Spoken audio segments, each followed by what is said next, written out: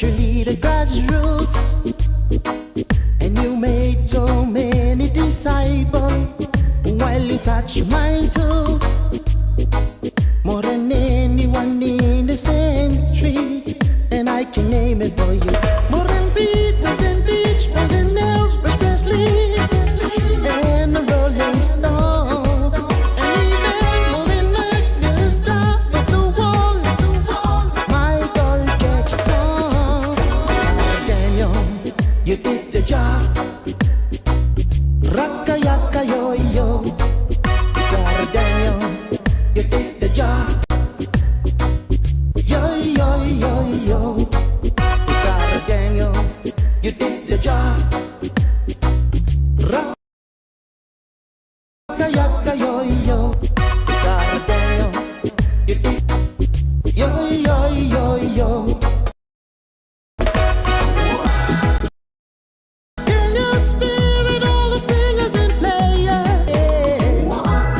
are your inspiration, but we have yesterday. You result from a normal way of reggae, reggae philosophy. Daniel, you did the job. Raka yaka yo yo. Daniel, you did the job. You did the job. You did the job. You did yo yo yo yo. Daniel, you did the job. All I'm saying to you, Raka yaka yo yo. Daniel, you did the job.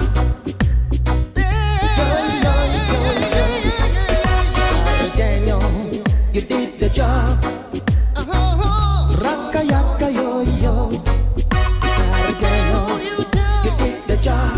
Keep on moving, yo yo yo yo. Daniel, you did the job. Raka yaka yo yo.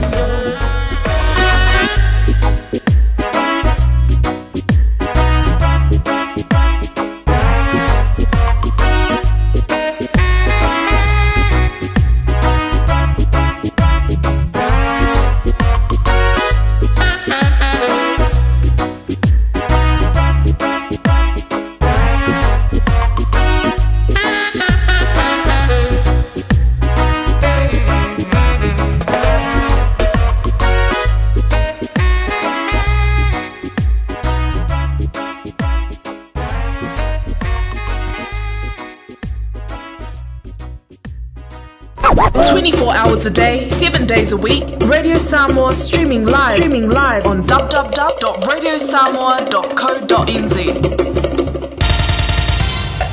Usi mai alau whaafafonga. Telefon mai Samoa ya su taitasi. Wa au mai amo oe ona o le langolango mai a le talofa voucher. O te whaatalofa ilo tātou o tunu o le te warunga o le ngā ruenga o tala mai Samoa. O te pena nei ali ima whai pule o le visa le imoa, e tu ina antu i le whaamsinonga māwarunga le atunu o se tālo sanga, e whina wina ai se polo inga le tu mau, e tau fia i le malosi o le whaai unga, a le whaamsinonga o whanua masuafa, lea ua polo ina ai a inga e fast furfitu o lea fio anga, e tula i ese i tonu o le tolu masina ma se vaenga o ele, o le fio anga o whenga o lo latu no fuia ma whaonga ina. O le tolu masina na amata wha mamalu, i le aso se furuono o le masina le nei o me, o le winga e te tau na mai ai le o ngātu tonu o le masina o au kuso.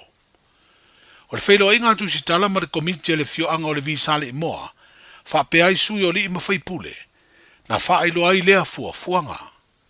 O le whailo inga fo i lea na wha ilo ai le tasi o tā penanga, ua wha moe moe ai e wha uru atu i le wha amsinonga māwanunga, se talo sanga e toi ilo ai wha ai unga uma le wha amsinonga o whanua masuafa, e wha sino i ele sa wha amsino ai le nuu, ma le fio anga o whenga, wha te tau lava i ele ua mafu ai le wha ai unga na fufonga ina, i le tau sanga ia whiw se lau no tolu.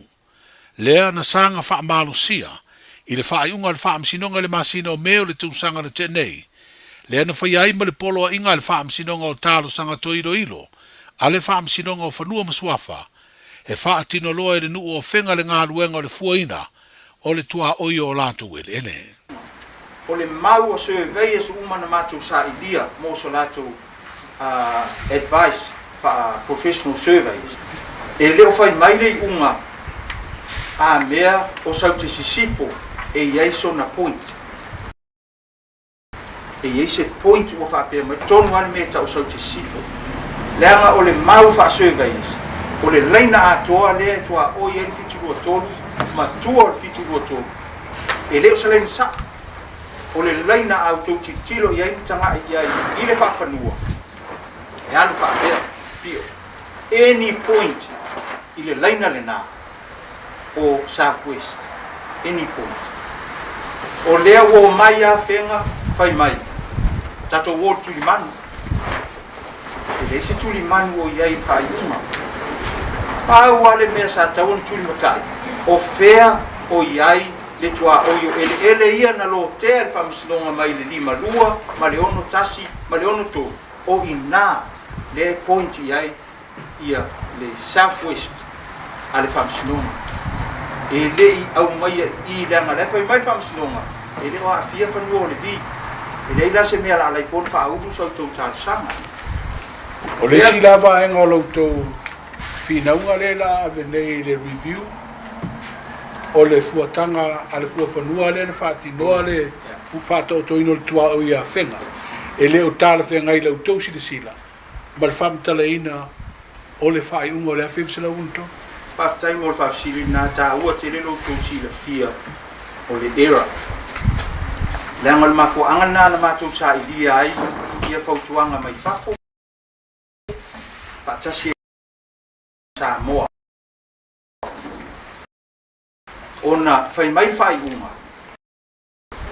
I se ala pupu tau sau ala sao. I se ala pupu tau palanga. Simple level fai uma leon tō i le tua oilina. Ai sau le puatanga whenga. Su ele tuli man o le tua oilea le fai mai la tō le tua oisao le nā. Ona le amataina le o le fuatanga i. Ai o mai fuatu le ai. E o mai le fuatanga i le bearing lea na whai lato. I le se bearing na maua. I le se bearing na maua le bearing.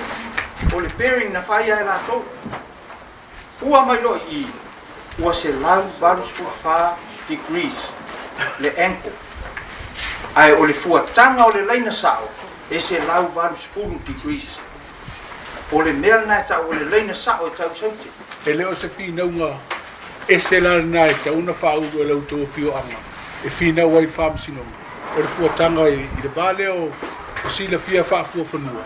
I le le tutusa o le whai unga na o mai ma le whamtalaina le fua whanua o le mea. E tau o na usitaki. Mafua anga tōnu ale nā o le mātou a pili ina o le whai unga. A le o te ena le iloiloina. Le sui o le komiti o li ma whai pule o le visa le imoa. Le sunga i autu i le te inafi i le tua masanga. O le whairo inga sui o le komiti o le nuu matu stala. Na fola si ai fo inisi o tua inga whaasanga lava i le nei whaai unga. Ma o le atu ina atu uma ia tua inga ma mau. E langolango ai i le tālu sanga o le awhina uina ai se isi i roi longa o whaai unga ua maea. E le whaam sinonga mawalunga le atino. E le wha mautuina le te minei seaso o le awhina unga. Ona o lo wha ngā solo tāpenanga i le wao le nuu malato lo ia. E to lua matai o lo umia le sua whavui o le fio anga o lano i savai. O le atau vai le palo te tele o saso o i nei. Mone na fua o le tu malo o whaasale le anga lima. O le fionga i avui se inga folava masi na mua. Ma le fionga i avui i inga sione i inga. Le ana mamori atu i le vanga wha upu whai. O le wha tua i le atua sa mo o tasi i le sotofi o le vai o sonei. O le tu malo o whaasale le anga lima. O lo au fia i fio anga o ambo i sifo. Lano, a sanga, ma puapua. Ma o le fionga ia pestava i faute vanga ena, o lo tula i mai le teminei le tofio le i tu malo. O ia o se sui na ngolango o le vanga wha upu whai, e pui pui a ia te tau o tangata. O le palo te tere o le tausanga i luafis futasi, na whiriwhiri ai pesta i le tofi whaipule o mai le teminei. O ia o se tasi sanga lua o se malu o le malo po o se leo leo. Ai o tamali e to lua o si o la ao, e tau wā mole na fua whaasale le anga lima, i le fua al whātua i le atua Samoa utasi, sa au na foi matautua o ni malu le malo i tau sanga ua mawai. Wa whamautu mai le te maita ilo i le fionga i a maunga Precious Chang, lona tau au ina o se tusi mai le mtanga aluenga o leo walongo tuai, wa le wha awa wina le tangi ni wha uruatu wha sanga, i le sunga i atu i le epa lupe sori aisa i le madia lenga oi, e peo na mafu au na wha auru le tangi le te tai, o le wha tua i le atua Samoa utasi, le sunga la auli le uatea pola te vau fosi Schmidt. O maunga Precious Chang, o le lo ia le sunga i ala auli, ma o le natangi na tua i ai le te tai o le tua ngai, i ni tala na ia sauno ai lunga o wala o so ta inga whao na ponei, le apio fōringa na ia tua i ai la auli, i le wha lave tau ta vale na mani waitu au ma le tino wha sa valu.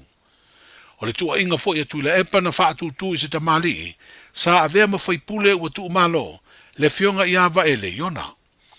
O le ma whai nei e leo na wha awau le tangi wha sanga le te tai o le tua ngai, o na ua le lava mau e langolongo ai le whai o ni morianga wha sori tula fono. O le tangi na au tu i le wha lenga ino la auli ma le whare tua o vaele, o na o tua inga atu i la epa. O le taunu unga o suenga leo wa langolongo ina le lo ia sili, le ana ave i ai le whaila o suenga mo sana whau tuanga. O whaalia le tamata i lo ia maunga Precious Chang, e le ai se tusi na tu ina atu e le lo ia sili, ai ua nao le tusi e leo ua wha ilo atu ai, le taunu unga o lātou suenga. O le fono wha le tausanga lo na limas furuvalu o le wharetupe o atina o Asia, le Asian Development Bank le ana usuia, i le ai o Milani le tunu o Italia. Sa fola si ai le langolango Samoa i whainga wha vai ma Porkalame, o le si tia o atina o tunu, e ala mai le langolango o le wharetupe tele le langi. O le si tia o le atina e le ituri soifua maloloina, o le tamao ainga, o awala o whila ua inga wha pia Porkalame fiso ta i suinga o le tau, o nisi i o vaenga tā ua na tautalangia i lea fono wha le tausanga, sa awai ma le usunga fono Samoa, na teita ia le minstao tupe, le fionga lau timu ia a foa wele se va ai. Sa au fi ai le usunga fono, ma nisi o ofisa si nio mtanga ruengo tupe na malo, wha pia le whare tupe tu tono Samoa. Sa awai fo i le usunga fono, i le fono wha le tausanga minstao tupe, na tali malo ai le atunu o Iapani, o se tasi o tunu o lo whaipa anga ma Samoa, i le tele o ta inga tau le si tio tūlanga o tamau ainga, a mai se o se atunu o so ni tele i ati na el Samoa. O le tamai tai whailo tusi au au le whaalaptonga o tālonga le atunu, e au fiai ma le komiti o tālonga Olimpeka le Sasnok, le tofa i a pula Maureen e pati tuimeleli whano. Ua se e nei o se sui o le komiti whaatonu o tālonga Olimpeka atunu o le Oceania, po le Oceania National Olympic Committee Board. O se komiti ua whiwhiria fo iei sui o isi atunu e pe o New Zealand ma Australia, whapea Papua New Guinea. O le fono lo na fast food lima lea komiti, sa usuia le atunu o Guam, i le asato nai o mawai, lea na whaiai ma whiwhiringa e pe o na pale atuai, ma le sui o Samoa. Sa awai lea fo ntanga le Palestine, whapea sui al komiti whafoe whalaptonga o tālonga ma le komiti o tālonga o Olimpeka le atunu le Sasnok. Manuia le whai unga le vai aso, soifua.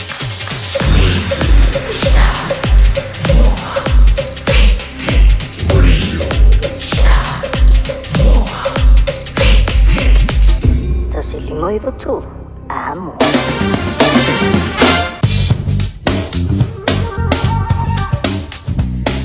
O le nau ua mawhai o na whaafonga le tātua tenu se whapoponga le tue whaasara la wino a tātu tala mai Samoa i le nei fui vanga le fiafi le tautua ma le aonanga le Radio Samoa se furulima iwa tolu a mope o ne yeli tātu tala sau nia mawhonga nātu le tau whau tanga vai tipi au tanga vai sona whapoponga o le nei fui a fiafi o na sa freile ia ma o le taulunga i fui le na o lana tautua pe o ne yeli tātu tala mai Samoa mai la wale asunga fua se ia pa ia le nei fo ia so fareile tanto tau pule i le ola ma le malosi tanto teulia le tau le valu le tau le asunga fuor ve ia so asau ia ona mfaila te mo session fa popongo tanto tala o mea lo te tupu i lo whanu o le tanto tinu tu fa tasia ma ripati mai ia ele to fa utanga ve ia tipi utanga ve ia i lana fo ia mta fa yoi polanda tautua mo le tanto tinu i leva ia so ma leva ia so talo sia ia solonga le leipea ia whaafinaunga ia a le afio anga o whenga whaatasi ai ia ma le afio anga o sale moa ia e tātou te lungala lo ai o lau te talo i le atua ia maua se tasi ia ma ia i ule nei mata upu i le fia ia ma se tali le lei mo afio anga umelua ia aua lava ni tula i mai ni fese se inga ia oni vaenga yo no lama tia i le ola ma soifua ia pe ona sila fia le tātou tunu e inisio i la tau whapena ona ma mawile ola ma soifua e mafua mai lava i mea tau whanua ia ai o le talo e iei pea langa le lei o le tua i nu mana i afio anga ia pe ona iei a la tau whapinaunga ia pe ona iei ia tulanga i whanua o le nei fui vai taimi. Ia, o le tātou talala na mai Samoa, la mwhana tu e whaasalawina i le tāl valu o le aso ngā fuarwa i aso asau. O le tātou sese atu se vainga le tātou talala le tau, marangati whalo le tātou tenu ka lena whainga whaiva. Ia, matulanga whiola i le talala le tau mo tātou whanga solo i au fufuanga ia o le whai ungo le newa yaso le wai i tātou le aso wharaile. Whai si manu lua le aso na fifa pena me le so.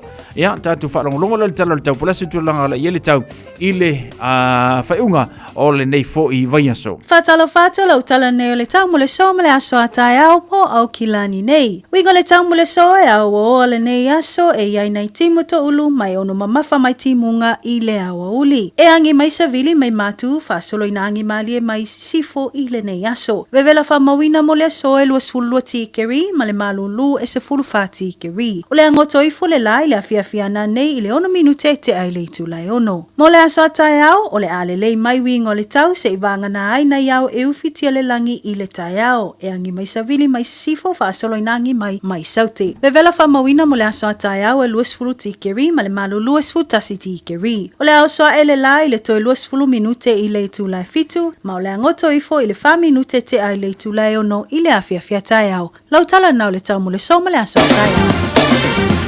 O se vainga nei le talo tau mo le tātua tenu i le nei fwoi aso wharaile a so a te aula stonai ma le sa whanga solo atu le song fuar vei aso asau ea e whanga solo i au fufuanga o a fufuanga ma porkalame whale ainga e ka le sia ma futanga ia mau o e a fufuanga o le te vainga la nau le talo tau mo tātou whanga solo i au porkalame o le whai unga o le nei fwoi vei aso.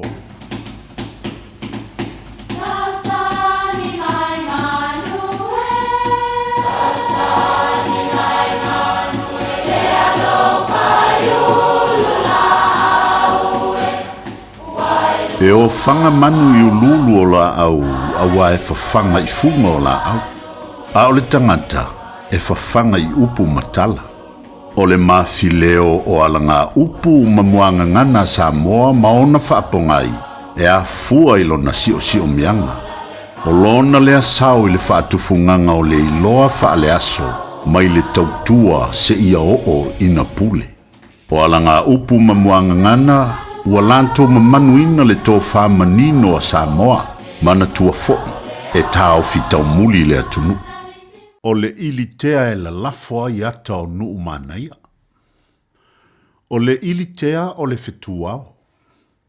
E whapele tala a o ina wavala tata malama o le waveao, se ia o ina sengi matafa mai ata o le taiao. E wa ia lava le fitule nei. E muli o na fotu malama le la. Ai ila mai pea le fitu. Peisea i e a ia tamua o le aso. O i fo i e mawai le upu nei. O na o le fitule nei na te whaatomua ina malama o le aso. Ala fo ia ata o nuu. O le fotu malama le na ina uatua na i le poliudi. E tā ua i le ngangana o aso uma o le wha moe. A o le wha moe le nā e tā ua i le ngangana wha le tuspa ia o le atua lava. O le ilitea e la lafo ai ata o nuu manaia o lona winga. O le ilitea o le wha moe e i le tua oio pua ngā ma fiafianga. O le tua oio malaia ma manuia. O le ilitea o le wha moe e i le tua oi o le pongi sā ma le malamalama. O le ilitea o le moe o le lelei ina ua tua na i le leanga. E mawhai o na whao ngā i launga o maliu, ia, po ni whao unga, ia, po ni mea lava, lea lava le tua i ngā whao ngā ina e whina ngalo i ai, pe a malamalama i le winga le upu. I oe lau fionga bantele, o lea ua whaifo mea le langi, i le taulanga pa ia o le misa sa vangai ai le lao ai o le wha moe moe ma le mauti noa o le toi tū, a wale nganga o lo mātou tamanei. Wa veo whaiwa whao si taulanga o le nei aso, o se ilitea e la lafo iata i nuu manaia, a o se pula na te taloto ina le tua oi o le alo ma le moana. A wa ua tafi e sea ni wha anoanoanga sa ufi tia ai le tina ma le whanau, ma le ainga nei, whaafitai whai te talo, whaafitai wha manuia, whaafitai wha mawhanwhana. O le ilitea e la lafo ai ata o nuu manaia. Ia manuia lau whaasonga le nei asu. Tā alofa Samoa, wa ule nei o kāsu ti alu, a wale sui ale ngila ua ule kio. A eva mai ina se furu lima iwa kolu, a mo, Radio Samoa, vevela a. O le sunga ia asiava Antonia Tuipea ia ma le whaapoponga le nao le tātou podkalame, mau wha Samoa moni o le nei fwoi vanga o le fiafi, tawalunga fo i ile ana tautua, ia malana au omdanga pe o nei ile asunga fua se ia pa ia mai lavalo na aso whareile, ia ma le tuwha tasia ma le whaalawina o le tātou podkalame le mau wha Samoa moni, ia pe o nei ile nei vai aso. Whaftai asiava sia uso mana tu au fuala au, pai fo si manurua melpone ia lātou. Waino, tawalunga yele tanta por kalame le nei foi vanga la fiafi.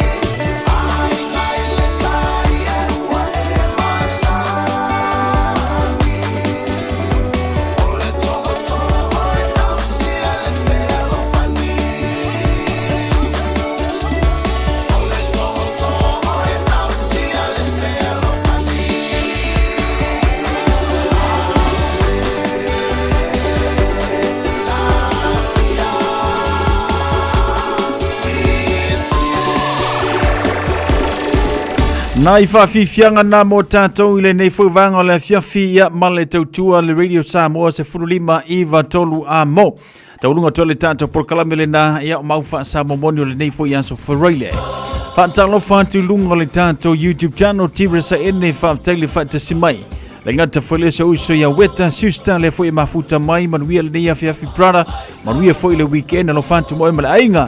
Amelia Mikaele whaataile whaatasi mai Amelia Nicola Ulu ia Amelia Famwana alofa tele mo o tau whaaftai lewa mai. I le tātou porklame ina walus fultoro minute o tel fitu.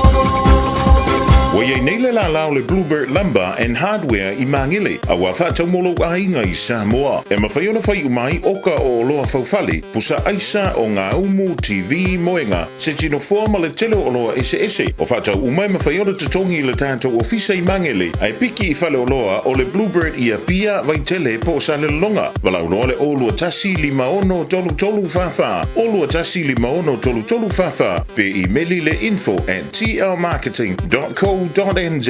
Moni si whantalanga. Avia maua sosa, Omega Ka, Iana Lowi Moa, Omega Ka, Sabale Tau Mofie, Omega Ka, Fili Mai Loile, Omega Ka. Omega Cars, lua selau Cavendish Drive i Manukau, pole telefoni o iwa lua vitfitu 5 tasi lua. Susu mai Manukau ne, Omega Ka. Malole keisile Omega Ka.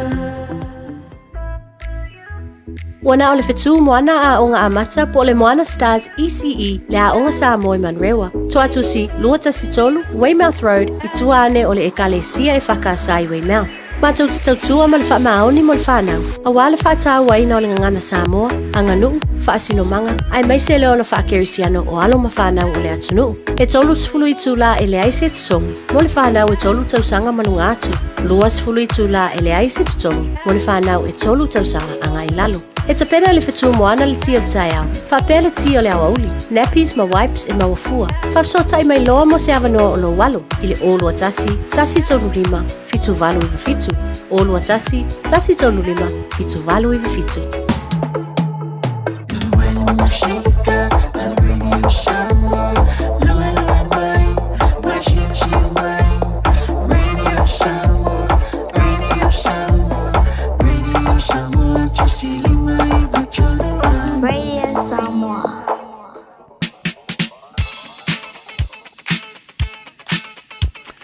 Le wa afa tonu le tu la fitu temi masani mo le whaamurianga le aso whanau mo le aso soifua mo tātou. Ia, pe whapeo le solo aso whanau na wala umali e tau le tātou leina o tatalatu. Tolu fitu, tansiliba iwa tolu fitu, tansiliba iwa tolu. Ia, e mawhai fui o na e whaanga mailunga le tātou Facebook page mo le tātou YouTube channel. Ia, ma le tātou email o le on-air@radiosamoa.co.nz. Maua le le whaamurianga le aso whanau mo le aso soifua pe a whapeo le so. Lau anso whanau na wala au mailea i le tātou leina. Ngalu afi lau pepe whaatano whātu whaaptaile whaatase maile nei a fiafi. Whaatano whātu foi ia Marieta ma mea ma loto i fumanuia Marieta whaaptaile whaatase maile nei a fiafi. Tau maloto whale so i fumanuia ia le ngata foi le whaatano whātu ia reupena saetasi. Ma loto i fumanuia reupena whaaptaile whaatase mai Cecilia tuinga mala. Amelia whamana Nicola ulu. Ia ma le totelo nei tātou woma nei tātou paanga ia le mafuta mai le tātou proklame ia ma le tutua le Radio Samoa se 5 iwa tolu a mo le tātou leina ua tatala mo e tolu fitu tansilibe iwa tolu whaamurianga nas whanamuna soifua.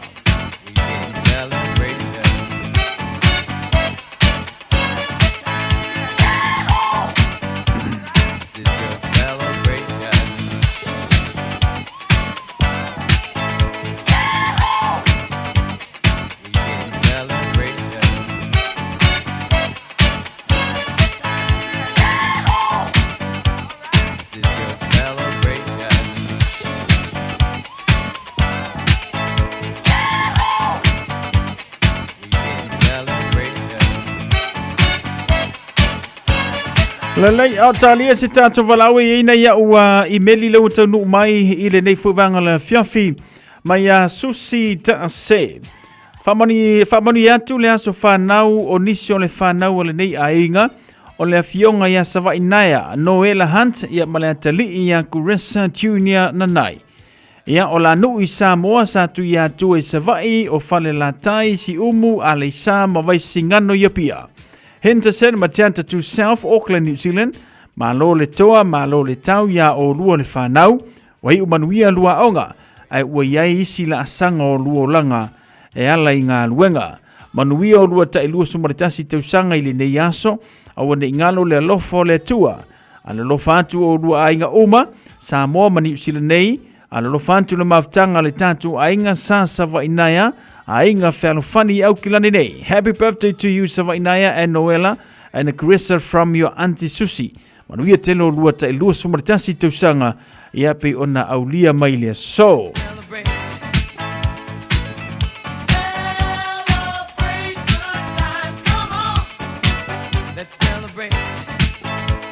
Alaise tanto waso whanau lo te rumba dunga le tanto I Meli birthday greeting to all series.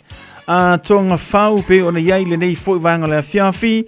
All series tonga whau. Alo whaanga mai o ainga ato a wha silisili ai alo whaanga o brothers and your sisters. Ya mau matua. Via le lofo le tua ile nei tai au ina uaulia mai o le atali ilo wono tausanga ile so. Au sirisa tonga whau e si ai pēr le vi inga I lona anga le lei lana pui puinga ia te oe a o e tupu tupu ai le nei o langa.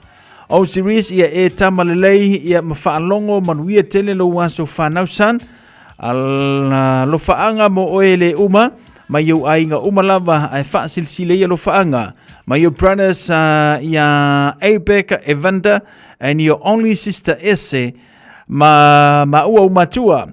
Le masani ia mautu alofaanga mai o ainga atoa fasil sile ia lofaanga o brothers and sisters ia mau matua o sirisa tonga whau maruia tele lo waso soifua ile nei fuwanga ole afiafi.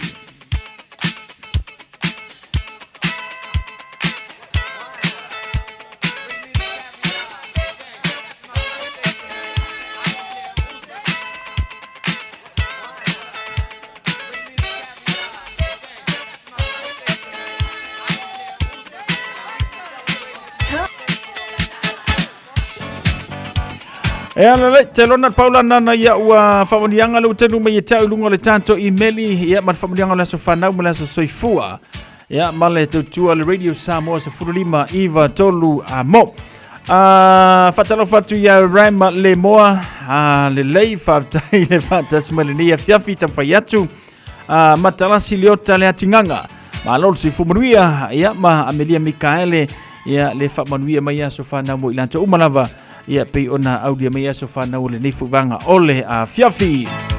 E mana tuna pauna o tanto whamlianga malo whaanga ia mali tautua Radio Samoa Sfili me vitolu a moa se o sa ilia tupe sisi tanto whamlianga le situ lea ia ni te ua mai a le tanto Taimi.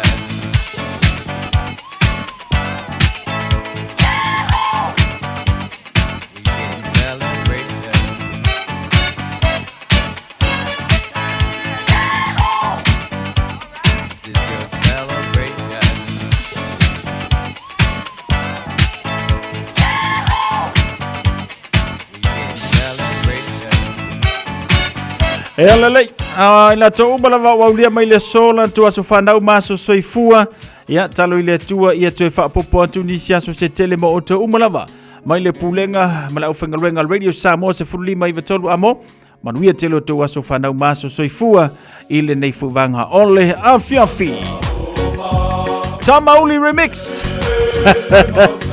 awala fo mo tō umalawa aulia mai le so tō aso whanau.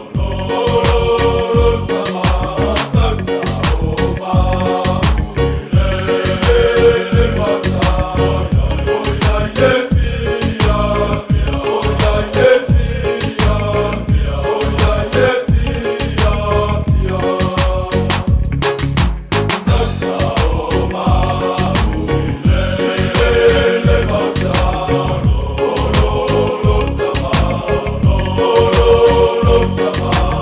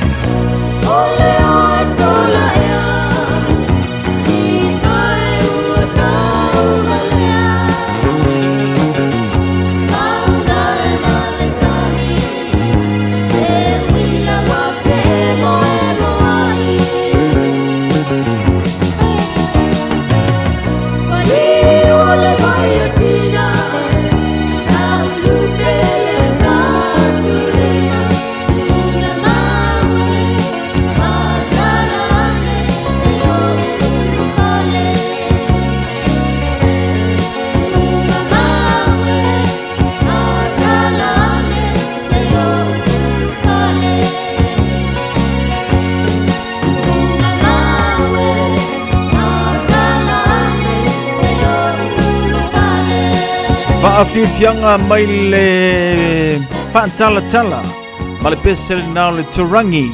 Ia ma awalofa tuai na ilanto umalawa peo na ia lanto waso whanau le ni ia whiwhaela waso whanau le wa taunu umai. Ia manatu le au se atu i mai a Ray Tupou. Whamarianga mo le aso whanau le tina peleina ia tilaila pele na tete taefu.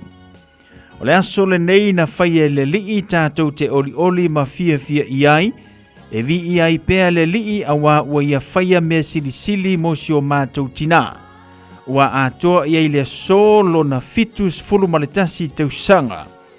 Le upo le whanta oto, e toa tele whawhine a mio le lei i lātou.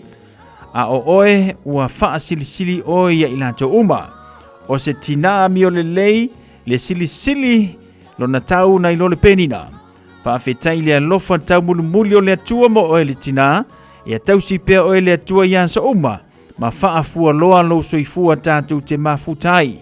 Alofa anga mai a tau ili ma le ainga love you mam. Alofa atu ia manuia tele lo waso whanau wow.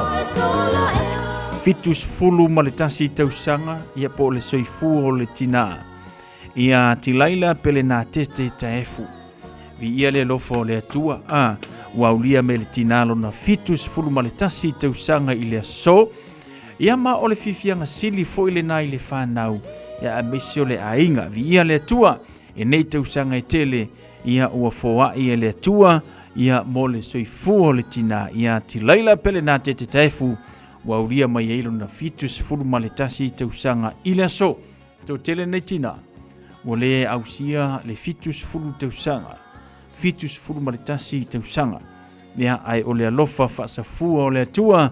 Patasi e male tausinga le whanau le tina.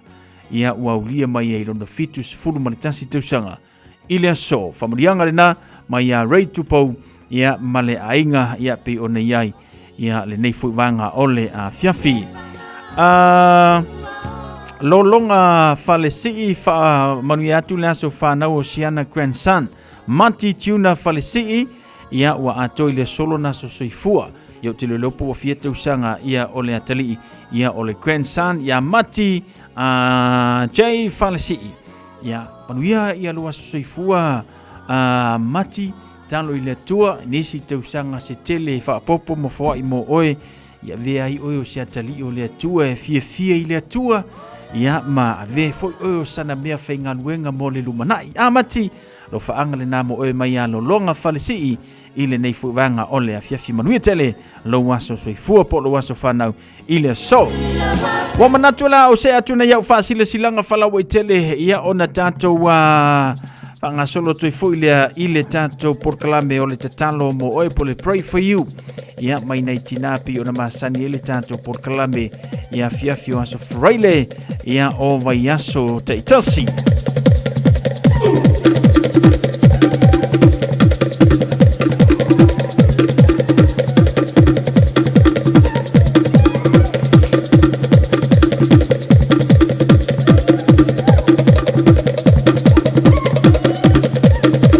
Ona ia tātou whaasile silanga whalau e tele leo tanu mai e tauleria fiafi ia o le itaina le tu le valu. Vao filifili ma le tusi o le songa. Awa ne ngalo saulo mingo le tusi o le songa whaatasi ei ma le lolo mingo le vao filifili. E mawai whaalupenga o Samoa i sifo tutuila mamanua o nisio tala tu o Samoa waranga upu. O le matawhai oi ale matai le whainga o le whaalave e pei o le whaapoiponga maliu o le susingo a inga. Fesila whainga o Paolo si i whaanoalo whaalaginga o le kalesia ma le tele o ngangana whaanoalo. Fitus fultanalo na tau na le ofisa lava le Radio Samoa i le tolu pātolu o na Hopewell Avenue i Manukau e te mawai. Mo nisi whaamatalanga wala au le lua no lua ta silima i vatolu. Lua no lua ta silima i vatolu pe tanga iane i le Shopper Radio Samoa dau kodanan se te whaima yeisau oka.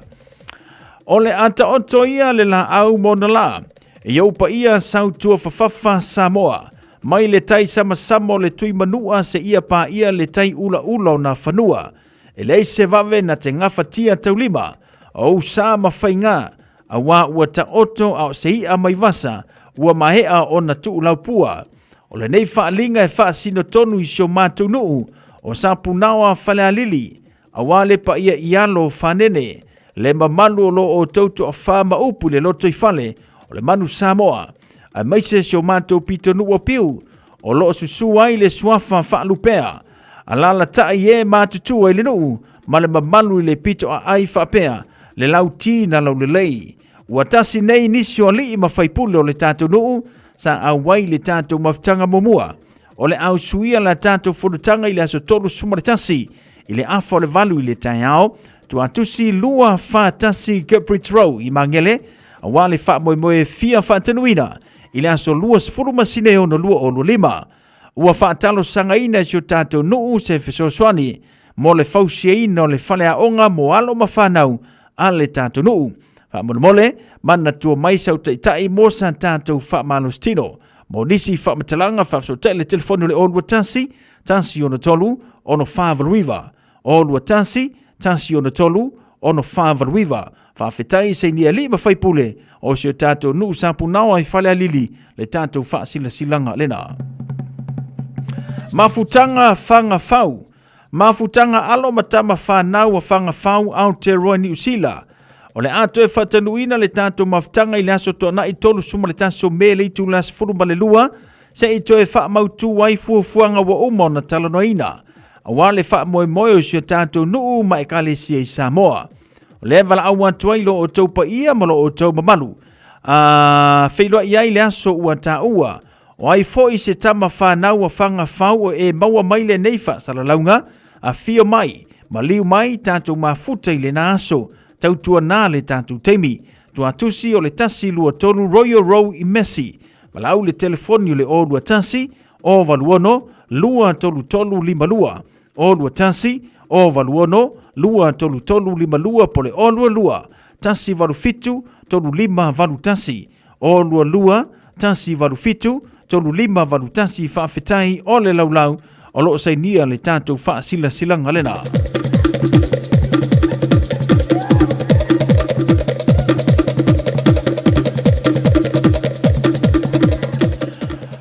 Suli uma paito maleifi, mataia ali pupu.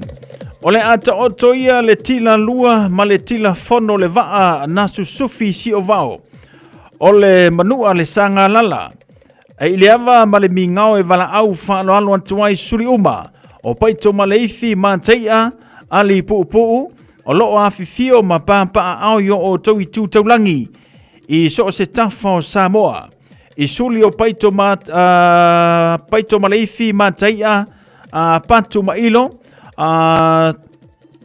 tongi ai lupe misipusi suli o mataia tanuvasa fale va ai ma suli o faa uma natali sua o le a whaia le tātou whelo inga i le tātou a inga i mo tae pei ona masani ai i le aso lulu luas fulumal valu o melu o lua lima le itu la se fulumal le lua i le wauli ona oni mata upu taua tele. Wha moe moe o le ata itai le tuolo o tau soifua i le naso taua. O lou le awai o le a le no ti ai fina ngalo autasi o le ainga. Wha fetai suli o paito maleifi mataia pantu mailo tongi ai lupe misipusi paito maleifi ainga uilelea paito maleifi rami leulua ia lii wha pale lavea fale a fanga AR Hawaii, le malu la mala, ayo ainu iwa, sulio matei tanuvasa fale va ai, tanuvasa panini, seu tatia Berlini, suli fa uma o Natali sua, fala si tai ken, fola sai tumara, fale a fanga to avalu, o loo se nia le tātou wha sila silanga le na i le nei foi vaenga ole a fiafi. Ia, manatu na le paula nana e tātou wha sila silanga leo tanu mai e tau. Ia, ma le tautua le Radio Samoa se furulima iwa tolu amo. Ia, pei ona ye le tātou porkalame ma le tautua le Radio Samoa se furulima iwa tolu amo. I le nei foi vaenga ole a fiafi.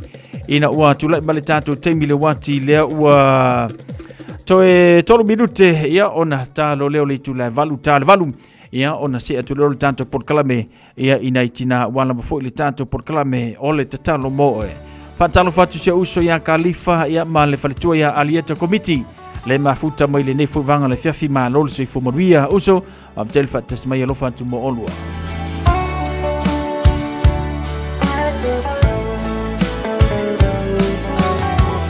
Awangi mai le sau malu a olela kuongoto atu itasilava lo ufa amboe mboe oe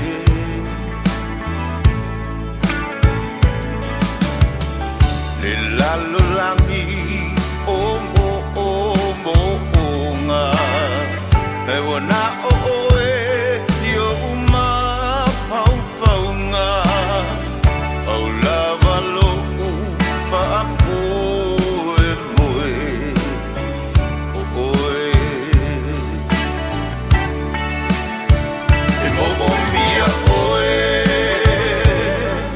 o lo utaia o manino e mo o mia oe e a vai lo utino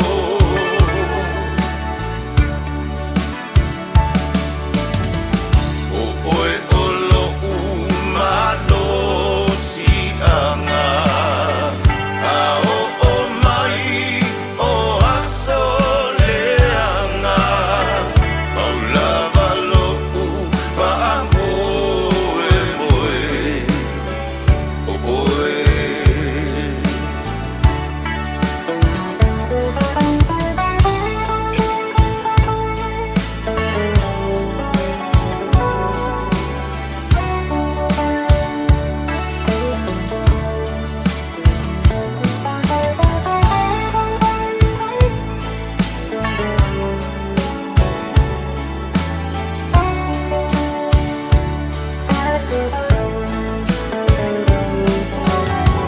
e mana tua pea oe lo uangu le mafutanga e whaavavau o folinga e la lelei tumau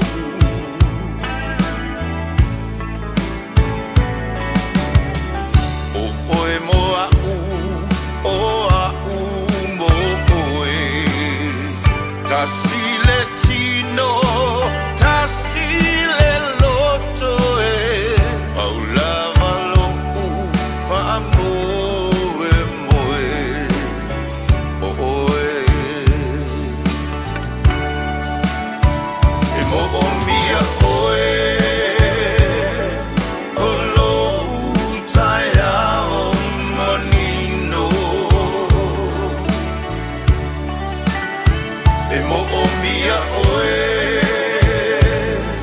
e a vai lo utino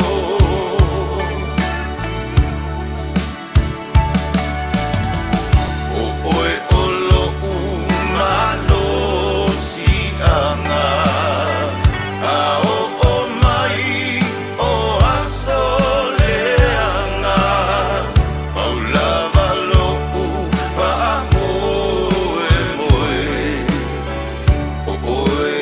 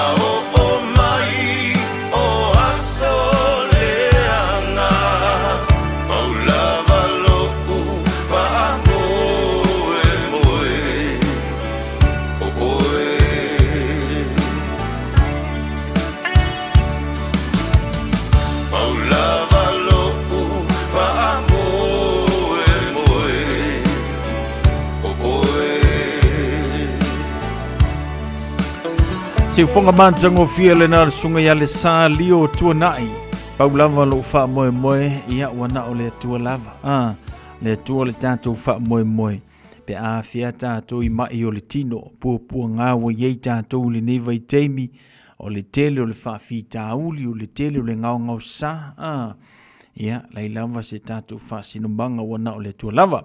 Le faua fatasi mai nei tina ia pe ona masani le tanto por kalame o le tatalo mo oe po le pray for you le tina ia salome mitso moe le ngata foi leo le tina ia talusanga se yuli politiu atoa ma le la tautua ia mo le tato tunu e ala lea I le tatalo mo oe oni ngaru ia te oe ia mai a foi le tato wa fa malosi mai le fionga pa ia le tua ia ona tatala foi leo le tato leina avanua mo oe ia pe a whapea o loo e ngase pe a whapea o ieni whaafita uli o le soifuanga nei pe a whapea ngai whaali I mea la so ngā fue o mai lea so e whaali pe a whapea walua vevesi ma le lo makua ia bole toia ina o nā mau whaafita uli whita iai mai tātou o le tali o le tatalo usi mai el whaafonga tatalo mo oe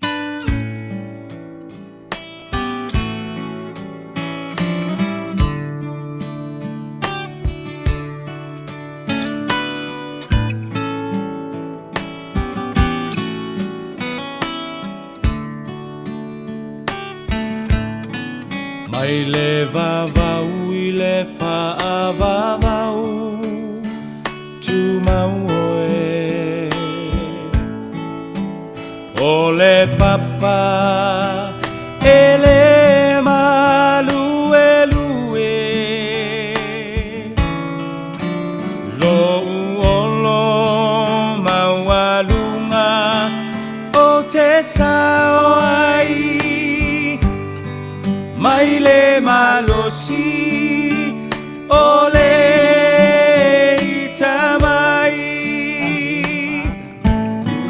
Mai le vavau I le whaavavau Tu mau oe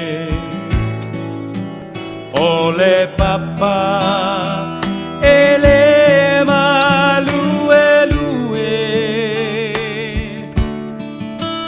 Lo uolo maualunga o te sao ai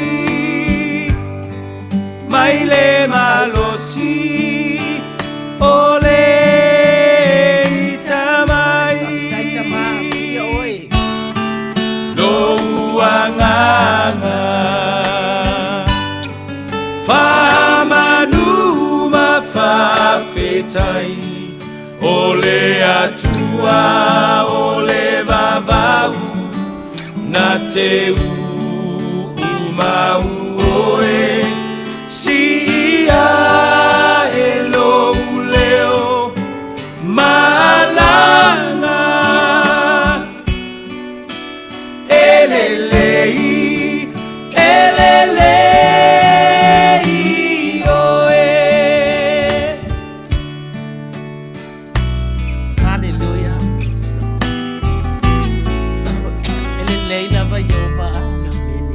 Amini sanga amini Malulu ene auma moau Silafia e ia o umanatu Le tua le maunga le tua le vanu Mua mua pea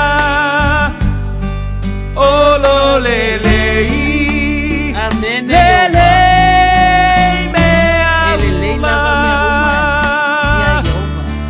No uanganga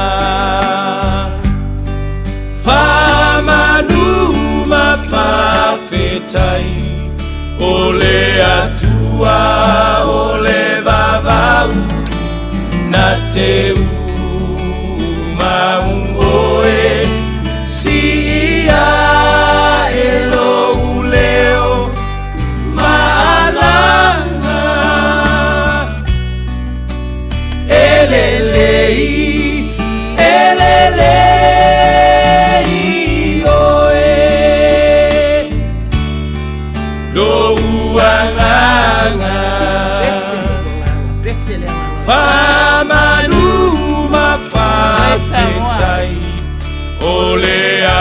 o le vavau na te mau oe si ia e lo leo malanga elelei oe elelei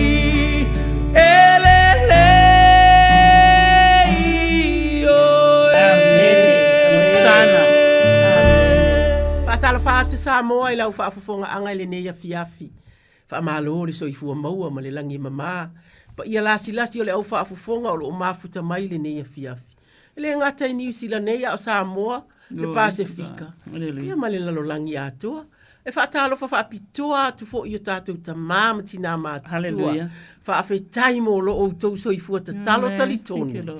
O le atua lava le tali o tātou mana onga uma. Ia ai alo mai a Samoa.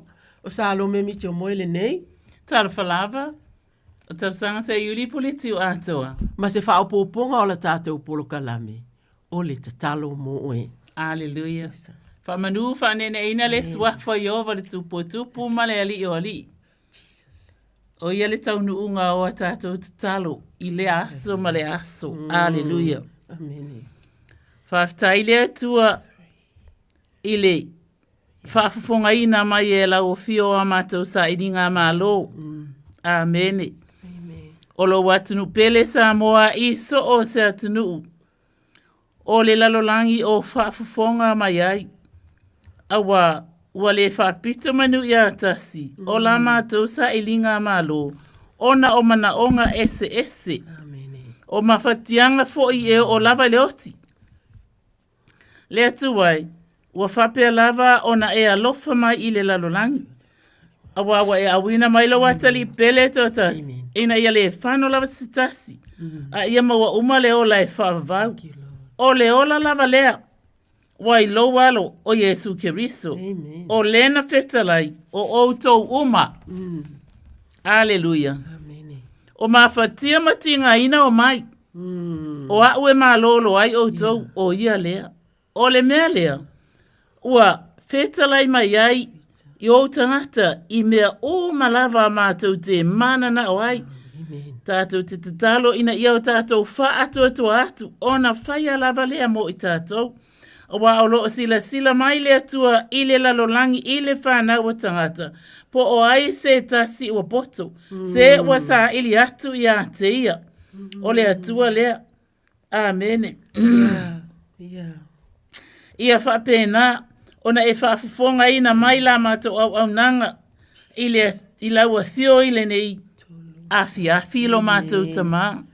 Awa o laua whio e te whaia whaaleleinga ia o whaafouina o mafutanga. Awa o le ua ia Keriso o le tangata fowia ua mawae mea tuai ua whaafouina mea uma. E ala lea ia te oe. O le awau nanga I le neia fiafi. E te whaafouina le whaunga fou I lo wa fine. Ia Salome Micho. Ia molau upu fola. Le li whaasalalau fo I le atua. Ia siufanua sa au siufanua. Amen. Ia lumatou tamapa ia ele tapua inga malu. Ale li I male tamai taipule o le radio Samoa Pastor Louis and Ane Bonifacio. Whaafitai mo le tapua inga fo ia Pastor Julia Amosa. Aleluia. Ia li I matama I tai whai au. O lo whapena na tapua ia. Le nei au nanga mai so o se ekalesia. E ala ilo usuafa Yesu. Amene. Amene. Malo sanga. O se wha malo si mo I tātou le nei taia. Le nei fiafu. Pa iane iau tawhatafa lau le fionga le atua. E maua mai le salamo e se lau wha se funu ma le wha. O le a o whai tauina ni whai upu. E wha amalo si ai tātou. Whai upu e tolu o le nei salamo. Whai mai tāwita. Ieo vai. Se a ea le tangata e te sila fia ai o ia. Po o le atali o le tangata e te manatua mai ai o ia. O le tangata o lo tusa ia ma le mea lea o ngā. O na aso e pei o le ata. ata ama vai atu. Fa si i le tātou whaitau li se fululua, pa ipu se fululua. Ina ia avea o mātou wātalii pei o la autotō, wa tupu tele a o tau le lea i lātou. O mātou wā whawhine ia pei o tuli manu, wa tongi ina e pei o se maota. Se fulutoro su whātou 5. Ia tumu o mātou whale saito, e maua mai ai lea mea ma lea mea. Ia tutupu a mātou mā moe, ia afe ma mano, ia o mātou whanua. Ia malolosi a mātou povi i amo, ia le o so mai, ia le alu ese atu, ia le aifo ise auenga i o mātou malai. Amu ia le nuu, o loo whaapena i lātou, amu ia le nuu, e whaile ova, ma o lātou atua. O ni tō mā natu o le tupu o tā vita, i aso o avea o ia matupu. O mawhauwhaunga nei o le tupu a nga i le atua. Mawhauwhau ila na mawhutanga ma le atua. I le wha maoni o le atua. Ma wha ai uai lea i lana pei wa wha manuia atu i le atleifa e whai upu lea e tau wha apea o le tutumu o mātou. Ai, o le salamo le nei, o le se salamo lava le tangata. E mautu le mafutanga ma le atua. E tātou te iloa le lei lava. E moni ele i tonu tā vita i mea uma. A o lana mafutanga ma le atua. Po le ale anga sala, po le ale se po le oli po le a. E alu lava tā vita i le atua. E whai tau atili le nei salamo.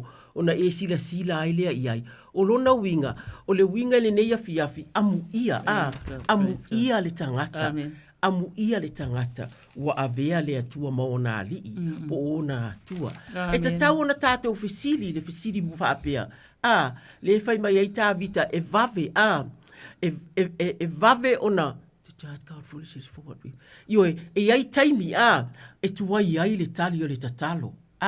Po ua e whaavai vai. Ua le iloa lafu manu, pe o tusi o tusi pa ia. Ua le whaalongo ta maiti, ua tele mai pili, tele mai pili e tutongi. O mea uma, ua mamafa mai, Whai mai tā vita. O tā vita o ia, e ta tau ona tātou wifo atu. I le atua, e mamalu maami o tonu. Ta talo atu. God, and cry out. What is man? O ai le tangata. O ai le tangata. Women atu, is it right? Yes. Yo vai sea e le tangata. E te sila fia ai o ia. Po o le atali o le tangata. E te manatua mai ai o ia. O le tangata. O lo tusa ia ma le mea lea o ngā. O na aso e pei o le ata e mawai atu. Ia, tāte I nei, tāte le lo le fina ngalo le atua. Lai wha atu sai le ata. O le ata e tūma e tiro I lo wata pe ātangi ia ia, e te savari loa aru le ata e le umi. Pei o le winga le nā. E le alava le mea e manatu mai ai le atua ia I tātou. Pe aise alava. Aise e nau ai le atua. O le atua. E le whaangaloina I tātou. Ua uma, ona au wina mailo nā alo pele to atasi.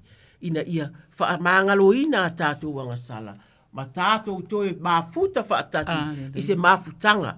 Lea na whaia ona o ke viso. E o le winga fo le nao. O tātou la. O la tātou la wama tā whaioi asanga. O le vivi. O le vivi atu.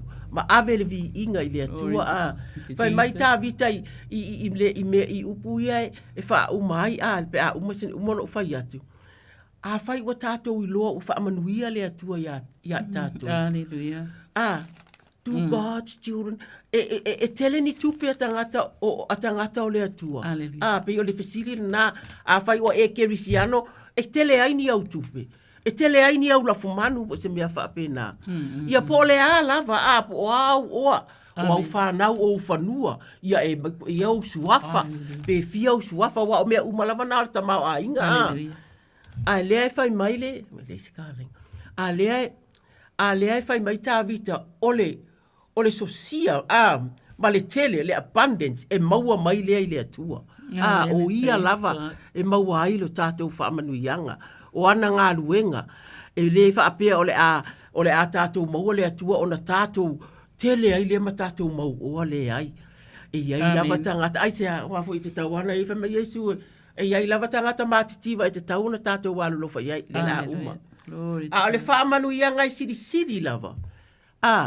E siri atu i lo whaamanu ianga whaale tupe ma mea uma. O le tātou talia leo ke riso. E whai ma o tātou walii, ma o tātou whaola. A vea ai i tātou ma whanau le atua.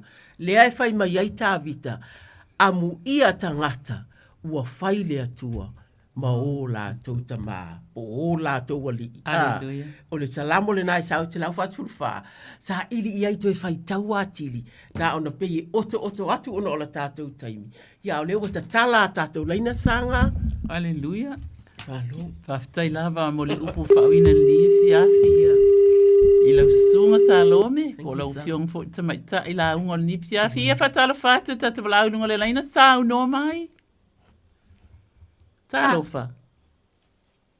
Talofa sa uno mai? Ia. Sa uno mai? Para sai fua. Talofa lava. Sanga. Ia, te rakulava ia. Te whanga fo i mako. O la uli. Ai. Ia. Ia, te rakua mala whanga se o kingao. Upu i kai. Kei ponua. Okay. Wili kongi. Ia. Ia, ma pe foi se o kingao ka sa mai sa moa e. Eu sa o kia koe paole kingao mako ainga le foi fua. Ia. Ia, o soloso. Sauloso. Ia. Sauloso. Ia, ma pe foi se mako kingao mafukanga e. Kung kaya sa mala o makafi male ainga. Makafi male ainga. Ia pe voi ia. Kinga ya ko giga. Ia mala ko mala o vai por sa. Ia ko sunga. Ia manguia lava le. Palola uli. Ia lava. Ia tatia sanga te talo. Aleluia. Ele lei lava iova. Amene. E whaabau lava lo na alofa. E o atu lava lo na whaamaoni. I lea tupulanga ma lea tupulanga. Ia i foi la lea ngā tupulanga ua. Whapena ona eta ua mailunga olo mana onga ile nei e fiafi. Ele lei lava iova. I oi. Aleluia. O matafi. Ngā alo asangata. O upu. Ia. Sauloto. O sauloto. O makafi. Ia mātonina. Ia māsusa. Ia. Aleluia. Ia leli ialo mātou tama pa iai.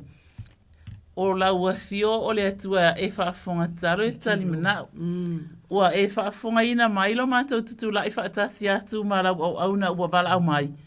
Ina ia whaapena o na mana tua i lātou uma ua ia ta ua mai ilana mōli mau le neia fiafi po lona mana onga i le neia fiafi. Ia. Sua whamanu malo e skeri so pa iane pa iatu pa ifo a au whaola. A au ma whanwhana le li ie. O mātou loa o ile i tūlanga o le tino matua. Ia. O ta māma tina ia au o fionga whamai e ui aina mātutua. Ai fua mai pēr lava. Thank you, Lord. I oelo mātou tama o le mea lea e whapena ai o na mātou whawhitai ala o fio. Ma ia e anga le iatu. O wafo i onge mea lea o na tā noa. Ma lātou fia ai. Ai le ai lava se mele lei e mātitiva ai e wa mātatau ia te oi. O le talana salamu e tō sumar whaarwha e upo e sifolu. E le mātitiva lau whanau le mālosi. E le mātitiva le fia, le mātitiva le oli le atua. Wai whaalata atu o mātou loto ia te oi. E uiana iai mea ti ngā ai leo langa nei. Ai lo mātou tartonunga. O lo soi fua lava iova. E le pupu ufo i o au e te paiane te paiatu. E te paifo, aleluia lo mātou atua pa iai. I oi, awa, whai mai ona ala langa i leo i lātou. Ia Iova, i lo lātou puapua ngā whai mai, na ia la vea ia te i lātou. I lo lātou ti ngā uma. Awa, e taritonu ia wo ofo ile tūlanga o le tino matua o mātua. Ia ai li lei lava lo tātou atua. Whaafetai tele lava tau longo. Wa tātou ingo atu e longo ina atu ile atua le nei fiafi. Ile suafa manu malo Yesu Keriso. Amene. Amene. Malo whaafetai la auli le wala au mai. Ia. Ia, soifua ia. Ai o lea ua maua atu sau no mai. Talofa sa lome, Talo. O tai male le lunga le lainga. Malo sai fua malangi ma. Tato tau fai fa malo, vi le tua. Ia, o le apapa ave loa la u. Ia, oke. Kaukala fo imaleava ma fai keke. Penga ka o lua fare kua fa feanga inga tau le lang. Ia o lea, o wala a wakua ia ke o lua. Mga au mia se kakalo mo si au kama sa fa peonga maua ia ile mai. Ia olo wa koe fa foi sia le malo si au li ia pengi. O wa koe fo ile ngaluenga. Mga au mia se kakalo sa lo me fa mole mole o fa koe se aku. Ale nga kai le si olo makua si au ku ofe a fe alo fangi. Wa sa fai longa ka konga. E kolu aso fa le wa ke amai kua nga o ia le mako makanga. Ale mako PIC e asi si o makua. Ia lala o koe fa lo fo ilonga soi fua maua. Malelangi mama. Ia mga ami ase kakalo fa pe fo si o mako a inga a koa. Fa nga wo uso fa nga kuangange malako kai kodua. Fa mole mole e mamanga lua fufonga kulolo kumalea. Mo mole kwaile manga lua kalo kakori faola. Ia mai sir mako ainga poko poko ia o ngai manga onga ia. Ia le tua. E lo to maula lo male fa ia le tua. Fai mai le fionga le tua. Salamu se lau fa ono. O lo onga le mai o vai me uma. O lona alofa muti vale foi. Wa iana me uma na faia. Vi ia tato wo ile atua yo va au no matu ile atua ole vala au mai ole vi inga ile atua I mea au pito lunga ole manuia ile lalolangi ma e te alofa I ai tama fa fetai fa fetai ole tina upu yatu la wofio le tone fa pe nasa o loto fa pe na matafi male a inga tama tonina ia mas have I got it right? Yeah.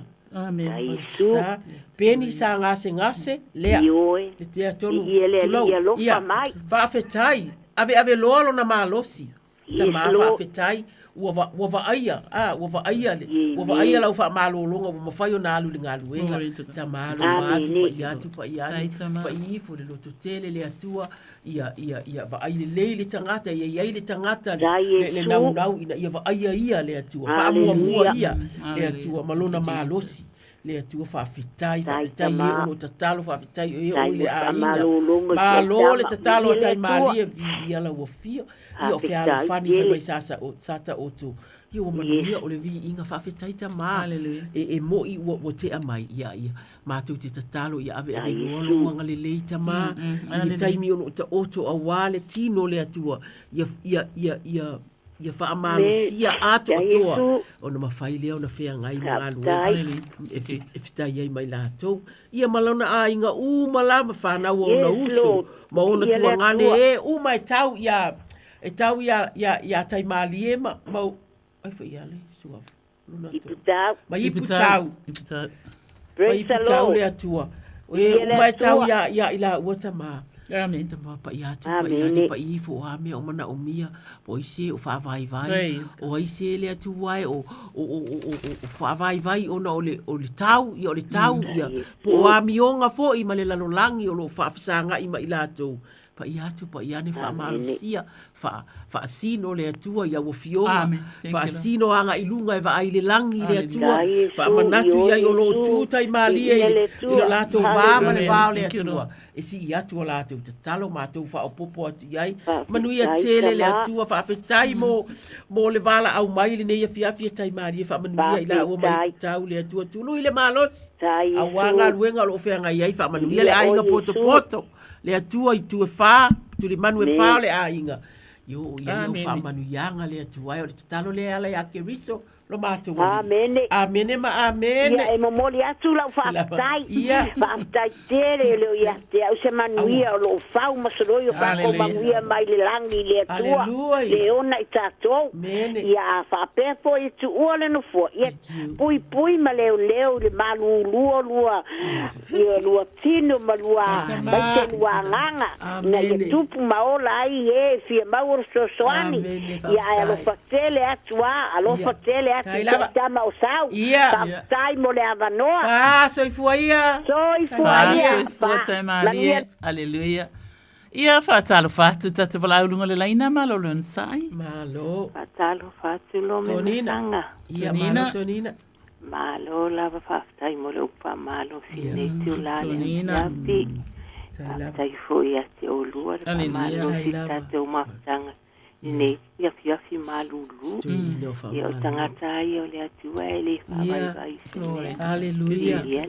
Amen. Whaftai mo talo sanga puna vai atu o mawai atu moa o si o ainga e o e kale sia ia e o umana o masani lawa tu natu ia te o tuo te e tatou mo talo le pangalo ina si o tamatu ina e pamalua ma le no falo e me si o e kale sia atu o malawa a inga taitasi o na itamamti na matua si o na ialo mpanau pai wina foi fea mga luenga le malamalama o vai atu e me si o awa o nga na i whanau la tau foi fea ngai mo fea mga luenga le neipo pa mole tuinga tulu matatu fon talo le whangaroina lava sa ue kale sia ia la tau whatau tulia pe mauta malawa o no mai tiunga le nei o langa e le ai mai se la tau o tonu fale mai fale ona i tangata matua ai mai se foina ia no mfanau ia e mana tua ta mai se na i o ainga malawa i tua le langi Samoa ia manea simu ia whanau po fea ngai mga nuenga nea fiafi pa mole tu inati lo matatu fon talo ia mana tuane fo ia le au malili maswa inga whanau pa mole lava ia mana onga na tu inati nei tu la le fiafi Hallelujah. ia mortalia mai ia mana onga Atonina ia malo taulongolongo ia ia e whapenana lo whangia lava e lea tua o e tutu watu mo i lātou e puapua tia e avatu i lea tua e ala i le suafo Iesu Keriso ona ua e lo tatonunga i le li o le ola amene e ui ai na mātutua le soifua ai whaafitai o lo e au mai a lava wa tatou lo wa tatou fa solo umatua ia ile tulanga lea ai le ia le matutua ile tua a atonina amen hallelujah fai mai tara tuspa ia e fia iloa sena te au mai a maisiona le fa o le tanga o Israel langa o tatou o Israel fo hallelujah pe a fa fo isia mai e o vale ta feanga alona no o Israel ona oli ai lea o Iakopo e fia ai ia le lalo langi uma. Amen. Fai mai lea o le Yeremia tolu fai po se fuluma le fa auta. E o lava i ona aso o lo feta lai mai ai e ova. O lo fa taunu ina ai le upu le lei. Na o fola ina i le ainga o Israel. Ma le ainga o Yuta. Aleluia. O le upu le atua fai mai e fa taunu ina. Po le alava le umi, po le afo i ia alunga o le soifua. Ai taunu ua alanga o le upu e fa maoni o le upu e alofa. O le upu e fa malo lo. O le upo le tuspa ia, fai mai a tātou wha atua atu ia te ia. O na whai ala bale e ia, o mea o lo mana na o ia i o tātou loto. E le whata wani tupe. Hallelujah. A wafoi. Wa umana whata wina Iesu Keriso. Le ola tanga o le ola ne ima le ola e le uma. Thank you, Father. Wa umana whata wina o le tau fo ia le o le tau e le pala. Hallelujah. Ona whawhetai ai le ia te oetina, ona olou anganga mataala malou ngā wai, e te tau longo I mea le lei. Wale ngata I to tono le kalesia I le tamā, o le ngā luenga ma le ainga atua, ua whaasala lau ia lau tatalo. Li ia Iova e whaavau o tatalo, ina ia whaamalolo ina batu le loto fia ia te oe. A bea I bea oe matina tau longo I mea le lei. I le suafa manu malo Yesu Keriso e anga le le atua i tamafa i whiau le kare sia o e mātutua tua a sina se oi se o apito i titi ia e tainane fo i le mamalu o se o ainga o le nofa alo i atunu mamao mātunu o la tamaio i lato o lo tau mau whaatasi, aleluia. Io i lato fo ilo o tau tāpu, wa i whaatasi. Leli i alo mātou ta māpa i ai, mātou te tutu whaatasi ma le tinale, nei ona mātou te tali tonuina fo ile mana o la uafio, o le mafuanga fo ilea. E mātou te o mai ai, mātou te tatalo whaatasi atu ma i lato, wa o fionga. To o lua pe to o tolu. E tala atu, le atua i ate o e me mana o lau whana, wa o fionga. E te whaafofonga ina lava. Whawhetai ai lea. E te whaafofonga te talo, e te tali manao, e te whaamangalo, e te whaaola, e te laweai, e te whaamalolo, e te amaia fo ele fia ma le oli. E le ngata leo langa nei, a o le ola e whaavavau. Whawhetai tele lava tama, ia matua i whaamanuia le nei tina, e ala ia ke riso Yesu. Amen. Tai toni na wala umai. Whawhetai tele lava mo le talia mai le wala au. Hallelujah. Ai amanuia lava tai mea luanga luenga lea fia. Ia manuia tele oi male ainga. Paatu fo ia te o lua whapesau. Amen. So fasa i fua manuia le weekend. Fua ia toni na. Glory to God. Thank you, Jesus. Fatala fatu wala au i le laina sau no mai. Malo le Fataratu. Malo pa au. Aua. Vai leva no e tamamu e. Whawhetai mo whamaru si au ia. Oka te mādeia. Le saudoanga na ua fionga ia e mai te fōru. O le tano a mata. Talsaka. Ia rea di. O tomoro ma whawhau. Wa o sui vai a o rua o rea tua. Rea taimi ma rea taimi whawhetai. Tai tano sanga.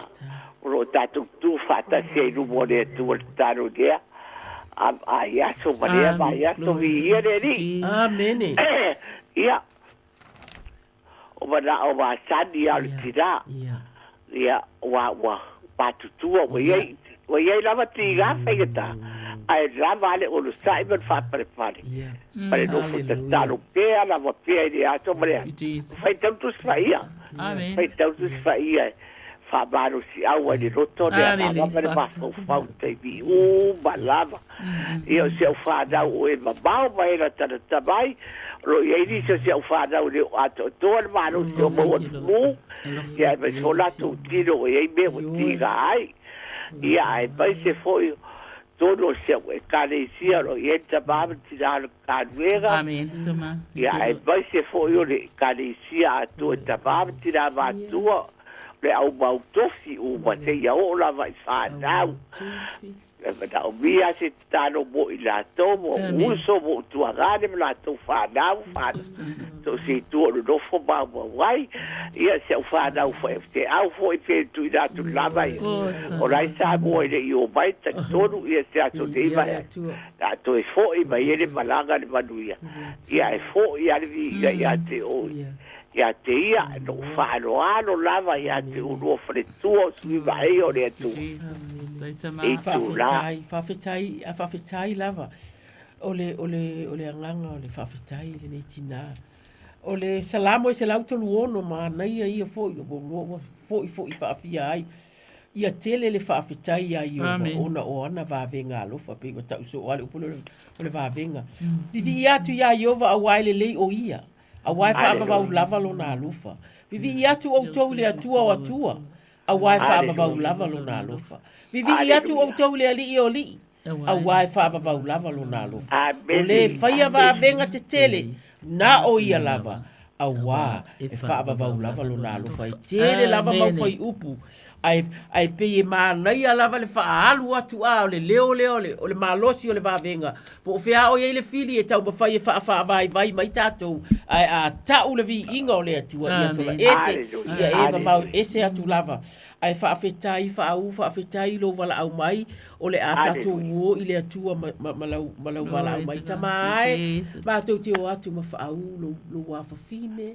Le atu wai ua e māsani o na winga, ua māsani fo i ia i o winga le atua e mafana la lua mafutanga le atua ma na ia sia na tali o taimi o tinga o taimi o tino o matutua ai le ai o lo pi ia tu pe ai la wo fio e ala ia wo fionga e ala fo i le tatalo ta ma fa fitai vi ia fanga mau sanga mau sali ai le atua le mafutanga masanga vivi masanga fa moe moe masanga o lo sai masanga mawai le nganga le o lo o iai le atua ia te si ana fa na o mamao e mai la tamai e o lo a fia o la to tino le atua o iai ni tinga taimi o sui fo i le tau tamai fa pena fo i ia fa la na fa na mo tamai ia o isu ia o we o lo au nei la wo fio o lo ia la to finga le atua le atua wo e sila fia i la to ma o la to ngoa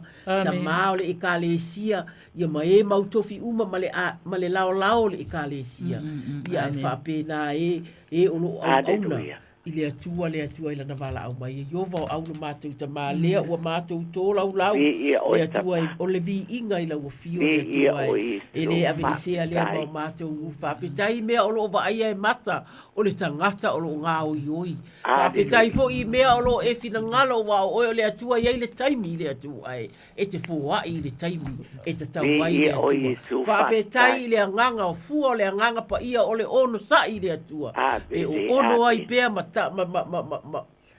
tu itu iatu le fai to ta ma o fa aule nei ta ma pa i mai ta ma pa iane ta ma pa iatu isia u fa na ule atua te talo mo lana lana e kalesia pa e mau tofi ta ma to ti talo i le malo losi o e o lo fa wina le malu le atua e ala no lato wanga va e ala i mea le ai le atua e ala i le alofa o a fo o te manatua a o te talo ta mau ia fua o le anganga pa ia le atua o umana e foa i wha mea alofa ia i mātou ia tumu lea le atua ia tiu wai i lātou a o whaatino o lātou tiu te le atua a o mafuta le alofa le alofa le anga le lei le a le tele o le oli le atua le atua ia whaapea o na fua le atua i tiu wai le tangata e lola wo fio uso matua ngane ma fa nau e o au nei le atua ia tunu uma mau ma tu te talo le atua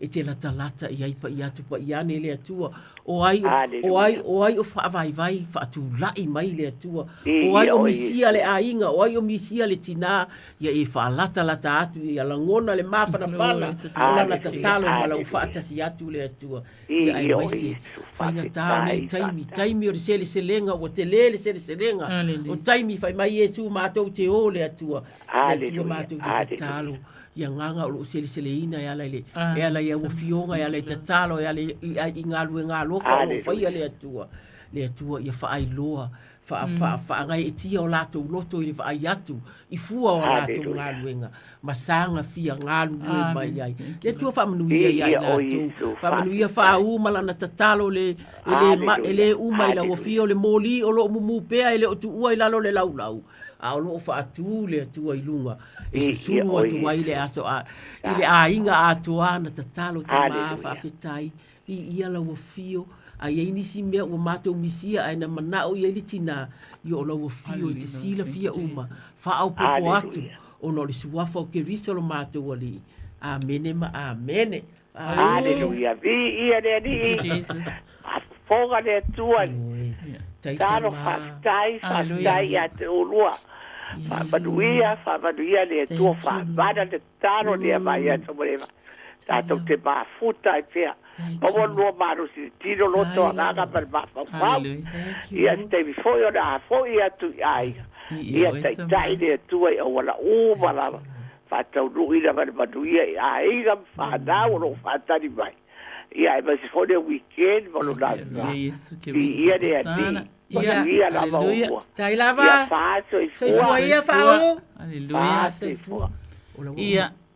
Oh. Assim. Oh. Aleluia. Fatala fatu ta so pala lungo le laina. Amen. Talofa oli. Kalupai fa pea ia le o le we. O sanga le sauni atu mo oe. Kui whaktai lava. Tau vili aku last week o pai ata o fia mau ke pom. Ia. O lo ye me ka u fia vaku. Le so ka vale ke le lo foi ne o foi o lu. Mangalo ya ole me ya lo fale a. Ia sei uma nga vidi aku le ai. O ia pa mo bole a se pe aku la mana onga. Ai tala no ma ya sanga ya mana onga fa tai oli. O ia. Tulo ke le la tai tele le lo pale tua. O le la vai e mau malo kalo ai nenge o fon kalo. Ai mai se la va o luanga o in Christ. Ila ke listo e se ma ta mo.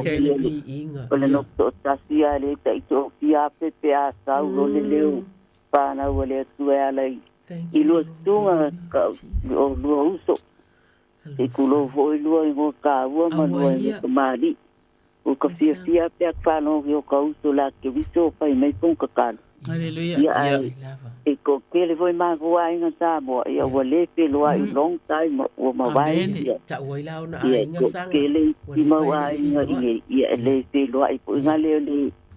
O ngai mai kai ni bo ia kan ko ma la ku ma le lo pole tu. Ia asana. Ko ia ka ma le kile lo ko pa to mo nga ka di. So pa ile me ole paipa ole ku ole. Ia ole la tatalo atu oli. Ia o George le go ko tau e vai.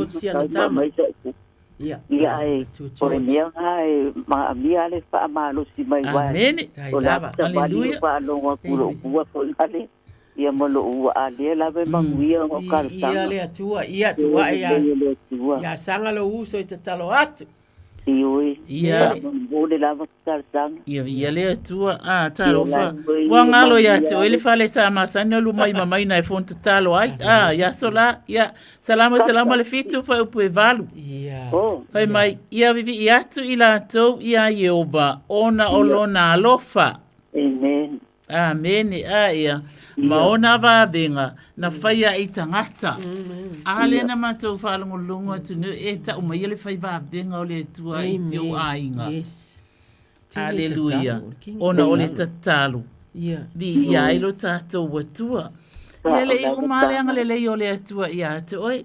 Soa fa manu malo iske riso e fa si ai peale le ola malo loina. Inoi mai le tumwa ise o atu le alofio o au awa fai mai awa ua na faamalie i le tangata fiainu. Anga wa e malie. Ia. Wa faamalie ia te oilo fiainu o mana onga umasa ama sanina o mai. E mo i lava iei taimi ai ele o tu ua lava o ele atua. Amen. Amen e fai mai. Awa wana faamalie i le tangata fiainu. O le tangata matela ina ua ma ona mai a te ia. Ma aila oi. Ia e se la lele o lau ma ona e te le ma ona mai i se kuka se a inga po se fale ainga. Ia. A e te ma ona mai a Yesu Keristo. Hallelujah. Mai na te lau mai mea ai. Ia.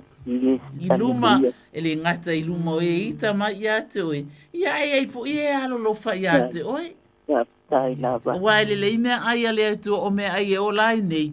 E o lai fo i le o lai wha vauta i wha fonga mai. A wā wana wha amalie i le tangata fia inu ia wa ai.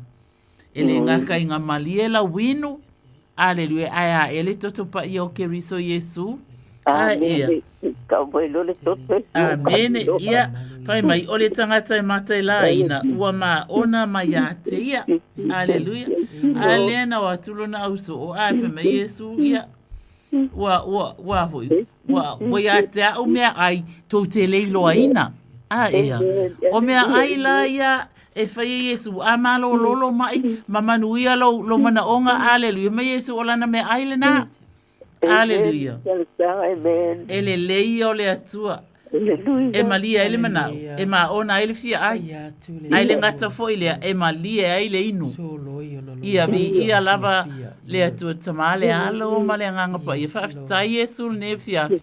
Anga le ati loa fina no Yesu. Amen. Ia whafta lava oli. E ka mwelu ke fongi pe viri mai. Ia. I se taimi ona o tātou laina uso. O ia, e mālo lava. Io e whaatai ele lava si lao ma karatanga te uso. Longo moa karatanga I kahaka ili atua mai. Glory to God. Shalom ngā whaalo o Israel. Shalom. Ia tai lava. Whaaso I fua. Hallelujah. Whaatai talo. Praise God. Tolu fiti te silima iwa tolu ole nganga lea o e o lo wala au mai o I lātou o ainga. Ia nei e no foa, po e iloa se si o sia wo te iloa, na whaini rua tala e pe te whaai atu e leo malo si mai, e leo ni ta ua o mea fo inai ale anganga o le alofa I ai wo ia maainga.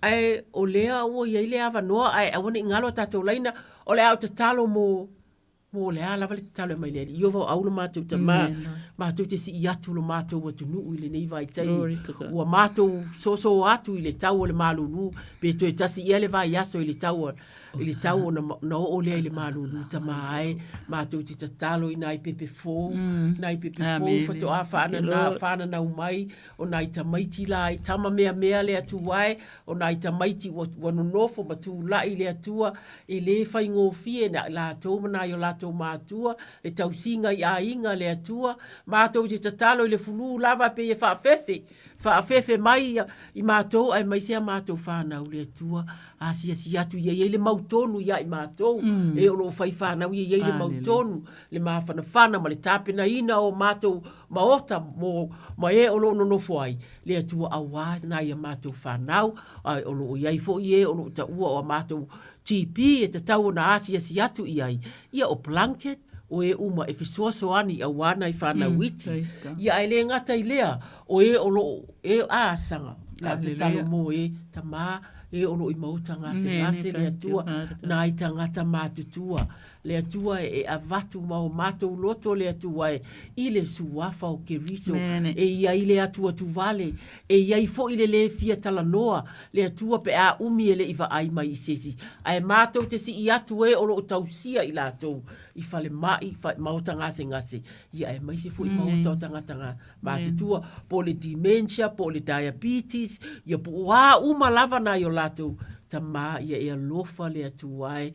Pa I atu pa iane pa ifo fai mai olo walofa tu noa na li lingi mai ile anganga pa ia mo I mātou le alofa tu noa lea e mawhai ai o na whai ata whiriwhilinga tonu ata whiriwhilinga ia ta moe I tu lai fia ia o ta aima o ta pe tau mawhai I mea e te tau ona iai ia ta tū ma savali ma whai sina wha amalo sitino mea wha apena ta maa ia le mautonu ia I lātou wha awhitai mo e olo wa ia I lātou wha awhitai mo a inga lo o asia si atu le atua ia fio la o fio le atua lo vi inga po le oi po le ata maa ia pa iatu ia e pa iane I le suafa o Keriso wa mātou wala awa tuai amene ma amene o sana ia via le atua ia la o whaia se isi te talo mo e pupuanga tia aleluia ia au ai te leme e te tupu ai a pupuanga tia ia longuinga ia ainga male pelepe aleluia ia whai mai lal salama se lau male fitu whai upo e ono ona ala langa le o I lātou ia Yehova I lo lātou pupuanga na ia la vea ia te I lātou I lo lātou tinga. Ona I taritonu ina e tele tinga ese e a vea mapuapuanga I to tonu o ainga. Aleluia. O uso o tuangane o whanau. Aleluia. Ia ai lea lai whai mai lola tala ale Ioane. Ona ta aputu tolu whai aputu tolu wha. E whai mai. O le poloa inga fou o te tu watu ia te outou. Ia outou fe alofani. Aleluia. O le mana onga lea o le anganga pa ia le nega fiafi. Aleluia. Ma ia outou fe alofani. Fa pei ona o alofa atu. Ia te outou. Aleluia. Ia. Fai mai o le poloa inga fou o te tu ina tu ia te outou. Ia outou fe alofani. Fa pei ona o alofa atu. Ia te outou. Aleluia. E sele mana o le atua i o tātou mo le whaalwhani ona. E taritonuina, e to telefo i ainga o lo o whapena, o na leanga vā o mātua ma whānau. Good, yeah. O uso matua ngane, ai wa tātou whaalongo i le upo le atua. E mana o mia i le atua le whaale leinga manue le i a fio mai le li. A wai le so tātou wawa noa pe a whaapea. E a fio mai le li o whaapea na ona tātou wheloto ai. Ia pe le whaamangalo ai. Aleluia.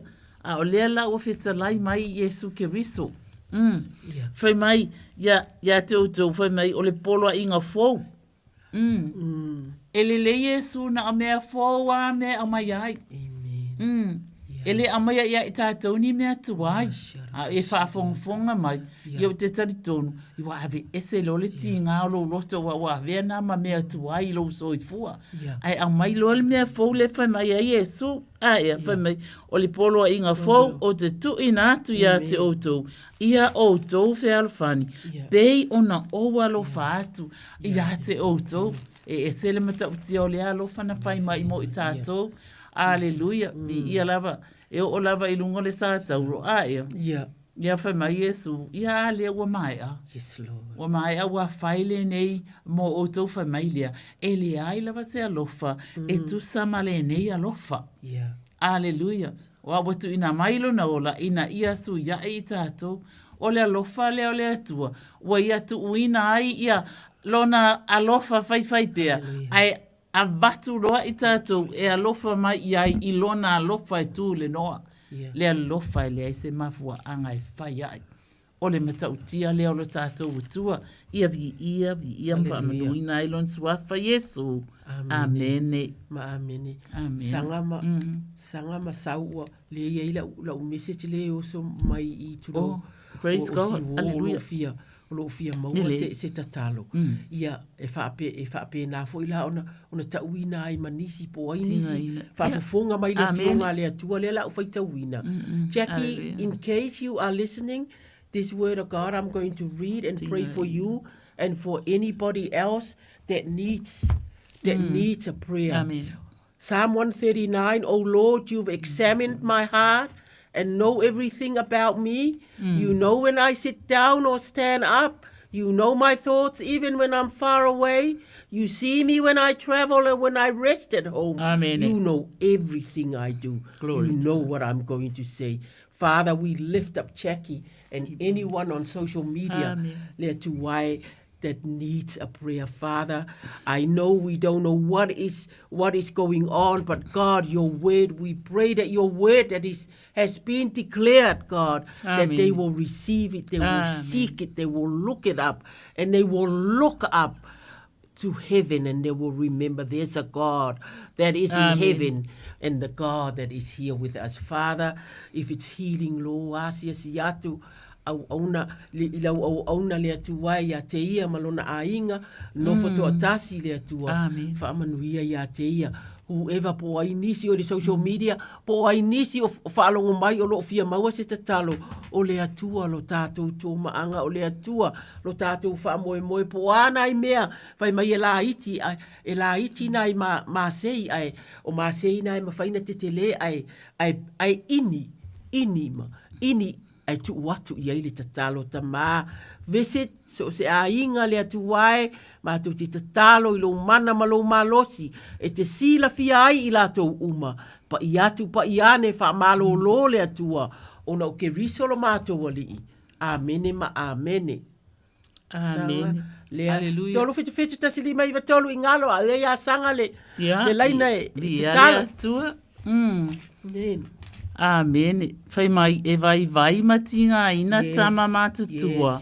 A o taulele a foi e pa lava i lato. Aleluia. A o e whaatatali a Iova. E tu e whaafowina lo lato malosi. Aleluia. E mana o mia lo tato wola whaatatali a Iova. E tele me e pangati a ile so i fua malo tato wola. E vevesi ai foi. Aleluia. Ai peitai. O lo feta laile fionga le atua. Baba atu. Te pa ele lang. E o mana tātou sosoani. Tātou whaatali atu. Ia Iova. E toi whaafo wina ailo tātou malosi. E toi ama iei mea fo. awa fo yo le mele na fitala Yesu Kiristo a e fai mai na o sau na ia o tō maua le ola fo manu ia fo tau taratalanga fo hallelujah praise God fai mai e maua ai fo ila e tātou ma le ola sau ni uni fai mai le mata ia lua ono fai pui fatasi ola sau ni uni ia o tō mai mata ala matatalo ina ne io o mai fa o so songa e sere ta o le talo io o tali tonu ele ngata ilo tato talo le pole nei a ia fa pe na ona tato to anga fa atasi talo hallelujah io tato a manoa to tonu ainga o lungo ta vale ma fa ina talo ai so o se mea lava hallelujah eleva o ia e matala le fai to o le langi mo tato talo fai mai ia o to matala matalo ai le o fai mai ia o to mo mo e matalo hallelujah ia to matalo io ina ne io o mai fa o so songa ia te o to amen fai mai o mana o ia le loto a o le tino o vai ia e fai mai salamo e se lauru sumatasi fai mai na ia fa atonga ina atu ia te oe ina ia ola ona e foa ina mai ailea ia te ia ole ola tului hallelujah e se le ole atua alona winga ole ola fai pea ole ola ole soifua umi hallelujah ale fai mai ona ia na ia fa atonga ina atu ia te oe ina ia ola ona e foa ina mai ailea ia te ia ole ola tului e whaavavau lava e mata utia e ola sauni uni tātou ola whaamangalo ola alofa hallelujah e mauai la le ola sauni uni amen e tātou te mauai le ola e whaavavau e le ngata i leo langa nei ai a e maliu pe o te oti e maua e tātou le ola e whaavau lo mātou tamapa ia e angale le iatu ia fesoa soa ni atu i mawhauwhaunga o loto o a mea e whapenana whaafati a tā mai e le ngata fo i lea o to tono e kalesia o to tono a inga o to tono o ngā luenga o whai ngā wō hallelujah e wō foa whai mai lesi upu ia ai li lei lava le atua whai mai e le Yesu whai mai Yesu o a o tō e sere fia whai wō Yesu ia i tātou ai pangala pa fo i lea tātou e se fo i tātou pa a tātou whai ngā wō mai Yesu Kiristo ia ai le uma whai mai ia a tātou sala mōma toi fo i atu. E tā lia lava i tātou mamanu o ia le taimi. A e alome. Amen. I lau suafa Yesu. Amen. Malo sanga. Pi ia le atua toru fiti ta sili mai vatoru. Ia ua vaai atu. Ia atu nua maali lili tu lou. Ia a o le au te talo la. Ia, e tele a mata, ale a talo ia mo fale pui pui. Aleluia. Talo mo fale pui pui, ia manisi o le a au mai le ali. Kosha taka o ai lava o i to tonu o maota, whoever's in prison, maota. A o maua maile nei polo kalame o whaatanga ina. Mātou tita. Mātou te whaitau atu le fionga le atua. Ia, fale pui pui fo i whaapea. Ia, po ai fo i o fale pui pui lava. Ona on, o la ta o mea tu lo sa mo o sai tia ona o anga o le olanga po nga tia o a umani ni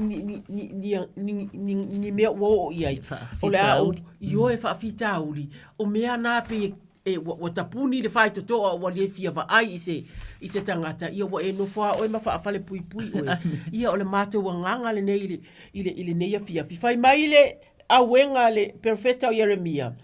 O le mea le nei wa toi manatu i ailo uloto. O le mea le fa moe ai iau. Amen. Le alofa o Iova wa le fa umatia ai i tātou. O na ua le mawai o lo na alofa muti vale. E fo umai ia i taia o uma. E tele lo na fa maoni. Ta mavi ia la wafio. Fa afetai i lo wa lofa tu noa le atua. Fa afetai le alofa lea na e fai mai. E le maa ai i mātou. Fa mai paulo le lo mai lima ta maa. O a wafionga. E le ma i tātou. E mātou te ia mātou oli. I puapua ngā wa e maua ai le ono sai. Ia mātou awa le ono. Uma le ono sai e maua ai le mātou. E maua ai le a mio. ia ma le anganga pa ia ua e foa i mai ia te i mate uroma i lima leo tamu whai ai. Ma le anganga pa ia ua e sasaa mai, you poured into our heart, i o mātou loto.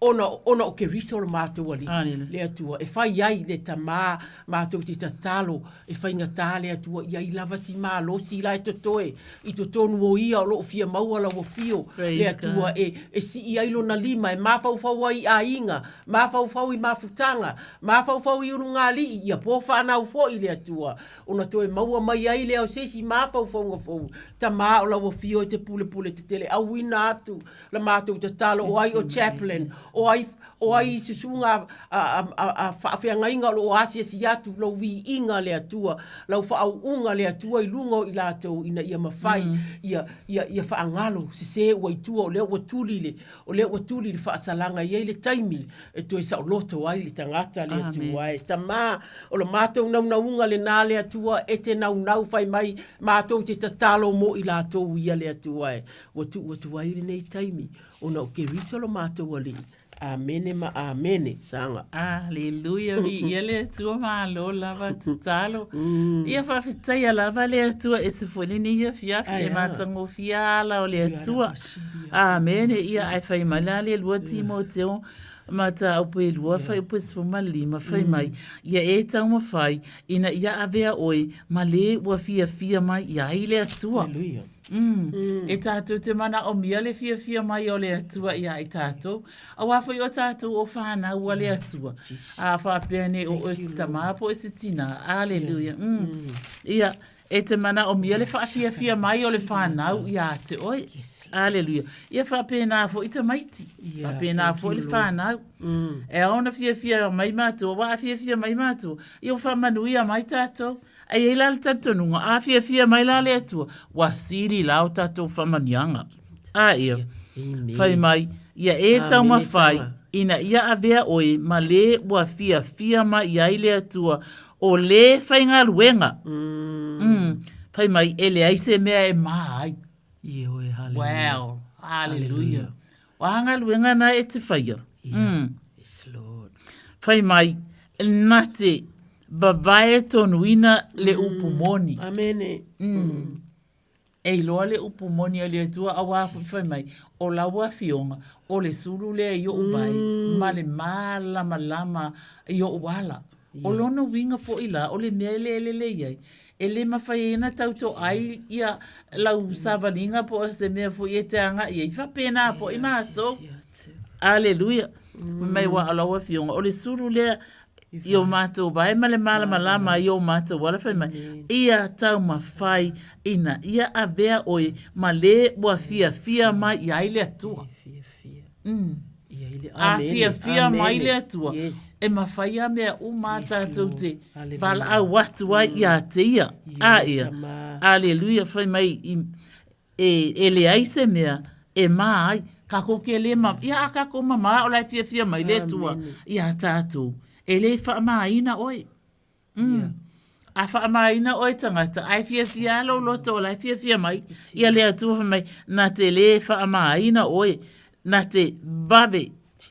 Whai mai, na te vavae tonuina foi. Le upu moni e keilo, le ia le upu lai fita lai mai ai le atua. Wa ola na fionga, o le suru le i o tātou vai. Ma le lama i o tātou wala. A ea. O le mena ele le iai. Ai te iloa oi, o nao. O taimi nei. Aleluia. Ioi. Ia, vala a watu, amene. Pai mai so se taimi tātou te bala a watu e ia te o lo o whaafofonga mai. Aleluia. Pai mai, this is the time. O nei le aso ma le tu aso. Aleluia tātou te bala a watu ai ilo tātou watua. Na te whaafofonga, na te sila, na te tali. Aleluia. Oka se atua maualunga ma le paia ma le siri ese.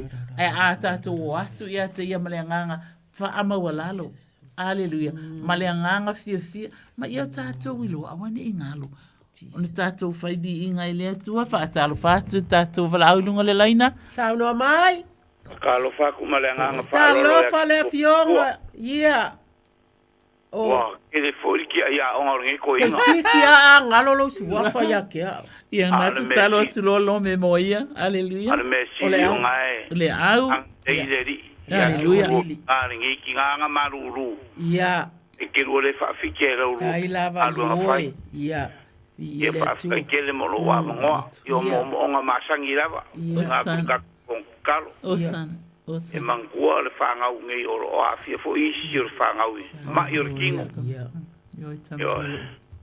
E whapea fo ki ngā mangkosi o mako wainga. Ki ngā ia mele kreilin. Ia whapea fo le. Ia ki ngā le ainga ngai a liti o lo o awhia fo i onga kingo i. Ma i matangi rama. Alele. Ia. E mai se fo i wa. Whaalo lai whaalo. Ia. O le kama. O le ainga. Aleluia. Ioi. O ngā iwi a wakure, lo nguku male, le awa male whaalolo, o vae lava e, ki ngā kau le mwhangisa wali, ia whaamalo sia sa wali. Oh, aleluia. Ia, o, mori aile ngā whaafkai kako whong kalolo, o kou karo sia lava, mā kou o mā kou mga onga ngā, le aso male aso kako whong kalo. Ia pe o lua eva e aso o misi ai, o mare aso ngāma. La elo whaatunina male a inga, la te talo atu lava. E lava. Ia. Ia, o ke alo whaku si o ko whinge a ninam. Tai lava. Ia, kongo. Ia. Aleluia. Ia, ele ngaka fo i leo sa mo si o ko whinge a iurianga. Malu, tolo i kiki a whonki a yoange. Ia, whamungia le koe a ke la koma le whangau. Ia, e mai se leo lo mako ainga ngi ka wharingia kungu ka kongo fwai. Ia, ele kaulo ulowo la ko ingoa o lo si da fia e le kua. Ia. Paula vale menga ole mensenga kole ole awainga ia ngai ole ole ai ngol koi ia le tua ioi ia ai ole fa Afrika kele ya ki uru kinga i lo urua nga le man urua le fa Afrika ia wangi tai lava on muria ia nga se kede ngi mo fa mayo ia alo fangia le kwa ia aka ko ma va ngi po ai fa Afrika kele mo wa ngo tai lava lili manuia tele ole ole fai tau le fionga le atua ona te talo atu lea nei po fai maile ole lava le taimi fai maile a fionga ale fai maile apostolo paulo ole nei wa ta uami e tonuina i tātou le whaatua tua ole wa tātou le iai ma le atua ona olo tātou wali o keriso o ia fo ua maua ai le ta inga le nei alofa tunoa tātou te iai le whaatua tua. Mea e māsani o na fola ina e au na le atua. O lo o mita fo i tātou ma le wha moe le manuia mai le atua. E le ngata i le wa tātou mita i puapua ngā. Ina ua tātou loa le puapua ngā e tupu ai le ono sai. O le ono sai e tupu ai le mautinoa. O le mautinoa e tupu ai le wha moe. O le wha moe fo i e le mai. A wa ua wha malingi mai le alofa o le atua. Io tātou loto. E le anganga pa ia o fua ina mai a te tātou. Io va au lo mātou ta mā o a ta talo e whaatusa i lau. Ia o fionga le atua whaafetai a mala malama le ta māti nā i lau o fio mā o fionga e whaingo o fie lava o na ulu atu. Le anganga o le ta talo i a te i lātou. Ua wala au mai ua mātou tali atu. Ua mātou tau wha isi i ta talo atu. Whaafetai a le e ta umai nai whanau. Lo maua le ngase le atu ai ia pe ona matou te talo fo ile taimi wa tea o taimi o le sui o le tau ta mapa i atu pa iane pa i fo ia fo ia ila tou le loto mau le atu ai taimi o ese ainga po ia onga le atu ai ia fa apea lava ona tau sisi tau mafai e fa alongo ise tala mai matua va ai le au le so ona alu au le fa malu lu fai le jacket o a uma tama apa atu tamai ya mele Graylin si o lato ainga ia e mai se le mato uso ia lili le faletua o le ainga o lo ia itino tina ia o le o mato tala noa i le tā ua ma le matautia o le alofa tu noa e fai ia mato filifilinga e ma fai ia no mato filifili e fia malolo o te fia fai tau le fionga le atua o te fia fa alongo o te talo mai le au ia te au o te fia fa alongo i mea le lei tama pe o le winga le tama fa manuia ia lili le atua fa atula ia le atua ia le fia i lo loto fa ayatu le fa nau fa ayatu le ainga ia o mea na e fa anga e tia ai le tangata ia Yesu ta talo isi ona atua fa fine o Juliana o lo i Samoa le atua fono ti Ioane ia ma le loa ai uma lava le atua i tofu le tangata le atua ma lona whaasinomanga ai po fia lava o iai ta mapa i atu pa i ane i sanga maua le malosi a whaavai le atua whaatula i e lau fio iai le malosi uma le atua funa ti o ane i atonu o upo a inga po a uma le vainga o a inga le atua i iai le malosi mai lau fio le atua i whaatino ai ni te ma mea o whea ngai ia le lo lato a inga ta ma o mato wao tele una mātou wao tele ina uma mai i la mātou ta talo. Ai wha amanuia le atua. Ia le au malili le atua whawhetai le atua. O lo puna pēr le tatalo i te tonu o lo lātou ainga. Ia mawhana o na o lo walofa le atua ai. I le sua whau ke riso wa mātou o le atua ai. Amene ma amene. Amene ma amene. Amene. Praise God. E o lo leo whakau wa ai. E mori e koe rea nganga le whaafikai ma le whaamalo ea ki uru wharekua. Se fo ura kako mafukanga le ngei kura fiafi. E uia inga whaalongoinga fo e kingo le malosi mai o le malo. Anga o paua o le ngei fo i vai kauri. Doi fuanga ia e karikongu. I re ai o lo wha mafanga mea i kako uma o aolofa. A ke re kula fo inga lava i kako. Lava e moni lava. Ia le atua. E awa o nga kako. Whakua e roka kua. Mene. Io, ngai mangu iai me o makaku. Whai whamuere kua e lau ngā ruanga whai pēr. Tai lava. Whamuere kua e urua se kaimi o le amai ar kako por kalame e rua. Fio i o rua, a fio anga. Ma maongi malamangi pupua. Ngā ongi a whese kua le ala. Thank you, Lord. Ai e whakaunguinga ma le manguia urua sa. O lo whakari mai. Ka mao a inga ma whangau. Ia e maise o le ainga. Ia maua le whero inga fia ngei po. Ai whaafo i awi inga i le kua. Amen. Alo whaaku fo isi o kua whingi ki a kongor ngā i a kongi. O le atau iai. Tai lava. A manguia. Ia. Ia e whaakai kere ia ki orua mo whaamungianga. Alleluia. O lo manguia fo isi o wakarira o li roi. O le roi whaalofa ia le roi. Ia le atua. Ia. Li roi ioi. E iei le mea ngā kupu se o ka wakunge ia e kwa koru kula. Ia. Ia. O na sai mai le laina. Au ki ngai mea le lako mapukanga. Ia. Sai mai. Ia. A ua loka kongo le kaawani. O i talo whai. Ia. Ia i li roi. Loka i mara ki ko kongo. E reise se pea ki. Ia. Ia. Ia ua vidi ngai la le mea o kamalo fo le sau kakala. A kau mai. Pe ko ki kia kulaf ko a kau mo mai. Kalo fai. Yo le mea siri ngā wa manguia wa o ngā mea. O mea o mea. Anka whakokua. Ia. Amene. Mau whapei fo lava kamai. Ia, amene. O lido lau si le whang. O le vi inga le nai le atua, tali le atua i te talo. E o ai te talo whatopi topi. Aka kala le kua le whaikoa. Ke ia o whaiwhai a makala. Alo, sa moa nā tau te whakofonga. Ia mavi ia. Ia le atua, ona o tātou laina, whawhetai le au, whawhetai ta umai le whamanuianga. So i fuaia. Kai la va ki o ru ki nga fa o ka ko por kala me manguia le po. Ia so i fuaia. So i fuaia.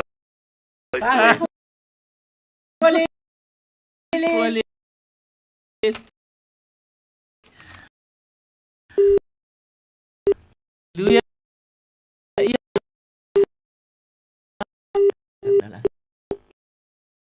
Yo le laki.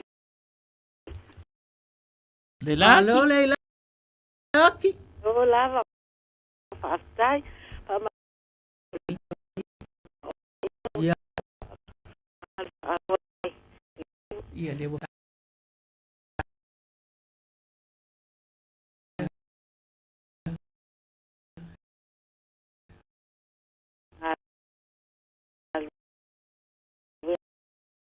Mo kako. Ia ma le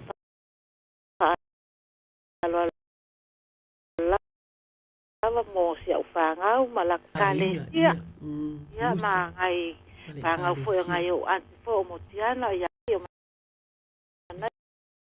Ia ma. Amen. Amen.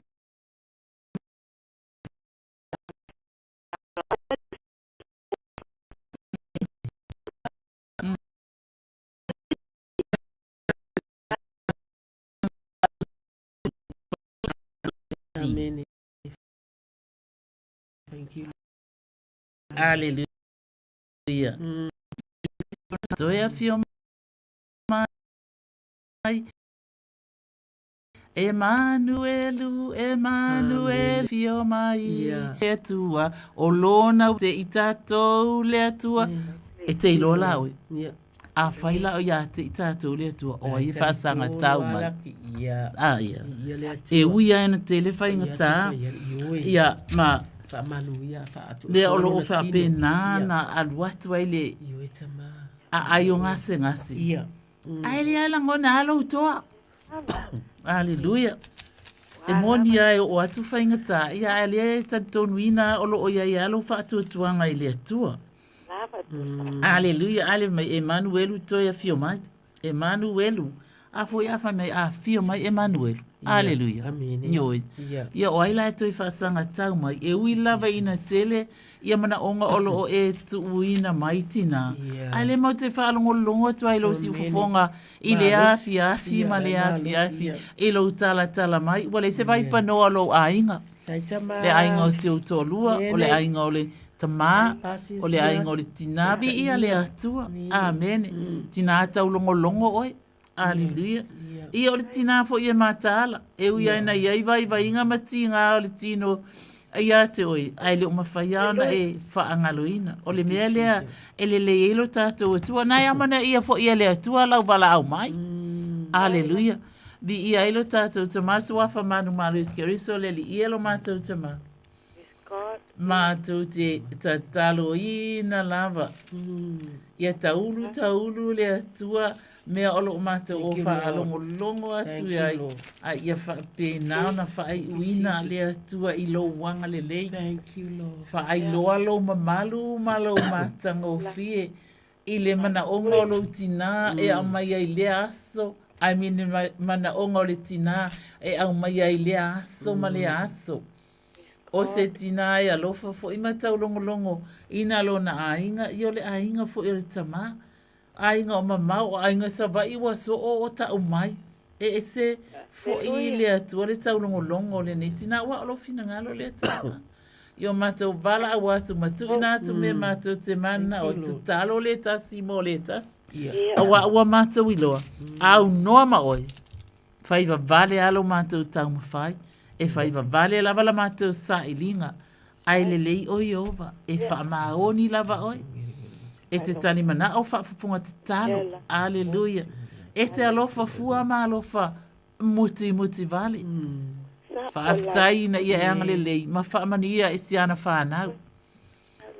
Ia anga le lei fo i le atua ia aufita. Ia le lau ele ma le whale o lo nofo ai i la tau. Kabaina. Ele au angelu mai le langi le atua. Uru whafofo i pēr uru whale. La vea i lau fio. E hala i lau suafa Yesu Keriso. Amen. Amen e leila ki. Petai lava le alofa ma le anga lei. Aleluia. Sa o foi lua sa noanga pa petai mo luanga lei mai foi ne afi o tu li loa mai na lava tato. Aleluia. Ai ona o wala au atu wa umar taimi a woto e tu li loa atua a maua. Lei ai ia tato wa papea. Ia ngale leile atua le laki. Ia papea foi o lo lunga wala sei. Tau lau wha moi nei lua ainga. Amen. Leo peta ma wha langi ate o lua. Ai us, apitai, ia. Ia soifua ia. Amen. Wha soifua. Ia le atua. Sau o iai se manao. Ia. O lea ia. O lea nai taimi o lea o. Ia o lea o whaitau ina lea fionga lea le atua. Atono le malo. Amen. Yes. Thank you, Lord. Ia po fea lava o a foi. Fai mai a le tusi le tfaita wina ole o yo ulunga le nganga ole ali o ana fa u mai ate u fola le tala le lei ye matitiva o awina mai ya we ye fa malolo ye lo te momo ta la ili sa o tonga ili ta feanga ma ia pupula mata o ta o eta waso e tu sa o loto ye u fa sa waina e ta la ili ta usanga e fina ngalo ma die mai ile ali o le sa no anga le ake risa mala na fio mai o ta talo le mo a mental health addictions uma o i polkalame o le AA o lo le addiction le ta ua fa pe le negative o le e ta we e au fia uma mai o toi I meana le fale mai le ta o tia ho mai le I miro moa ta lo fai po ai lava o ia ina Ia, mātou te tali tonu a whai taule fio ngā le atua. Ma whaalele atu a ngā ilunga le ea ole. Mātou te tali tonu e alu lava le fio ngā le atua. I mea e, pe whai mai i mea e te tau ona ia whaia. Ta mā wa e sila fia le ngase le nei ole o mai ole mafau o ngase ole mafau fau ta mā e le whai ngō fia o e o mawai addictions o lo tau mawhai a lato counselling ma fuafuanga fo mai e fisoso ani ta mā mātou te tatalo o lo o a fia e le ngata ia i lato a o lo o a fia aina i lato a inga i a puta i tō lua ma whanau pe i lava o na mātou whaalongo i le toa mai o le whetalai o lo walo o lo mātou wali i manu malo o ke riso o i luna le anganga o le ali i whaau mai i e fola le tala le lei o e mātitiva na whai mai i e mātitiva la lea i le mālosi mātitiva i le anganga o le atua le whai mai Yesu o ia mātou te talitonu ia maua o aina iai that they will have an encounter with Christ. They will have an encounter with the Holy Spirit. E ta talo pe palangi, pe maoli, pe Samoa po fea lava atunu ta ma a oi ta ma ye to i lava i tonu. Is there a God? Of course there is a God. Father, we pray for your love that they would feel and sense there is a God.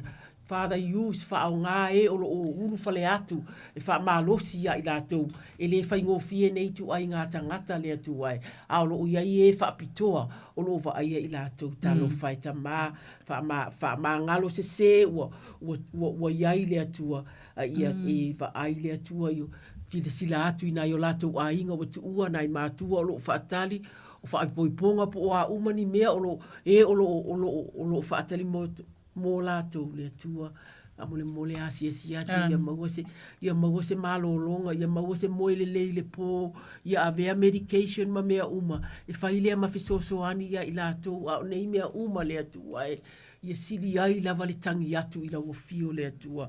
I lunga uma o mea uma tangi atu i lau fio ta mā o te talitonu i tonga fitinga e au mai sau fisoso ani mo au. Wha ngā lala le tangata mo lau fio. Aisi atu i lau fio. Yesu o lo tau mai nei o te fia whetau i a Yesu. Ta mā o la mātou te talo le nā o ai o la unga o ai o atu le atua i ai le mana. Le mana o la wafio, le mana o wafionga le atua. E pa i atu, e pa i ane, e wha malulu ina o la tu mua. I le suafa o ke riso ta mā. Amene ma amene.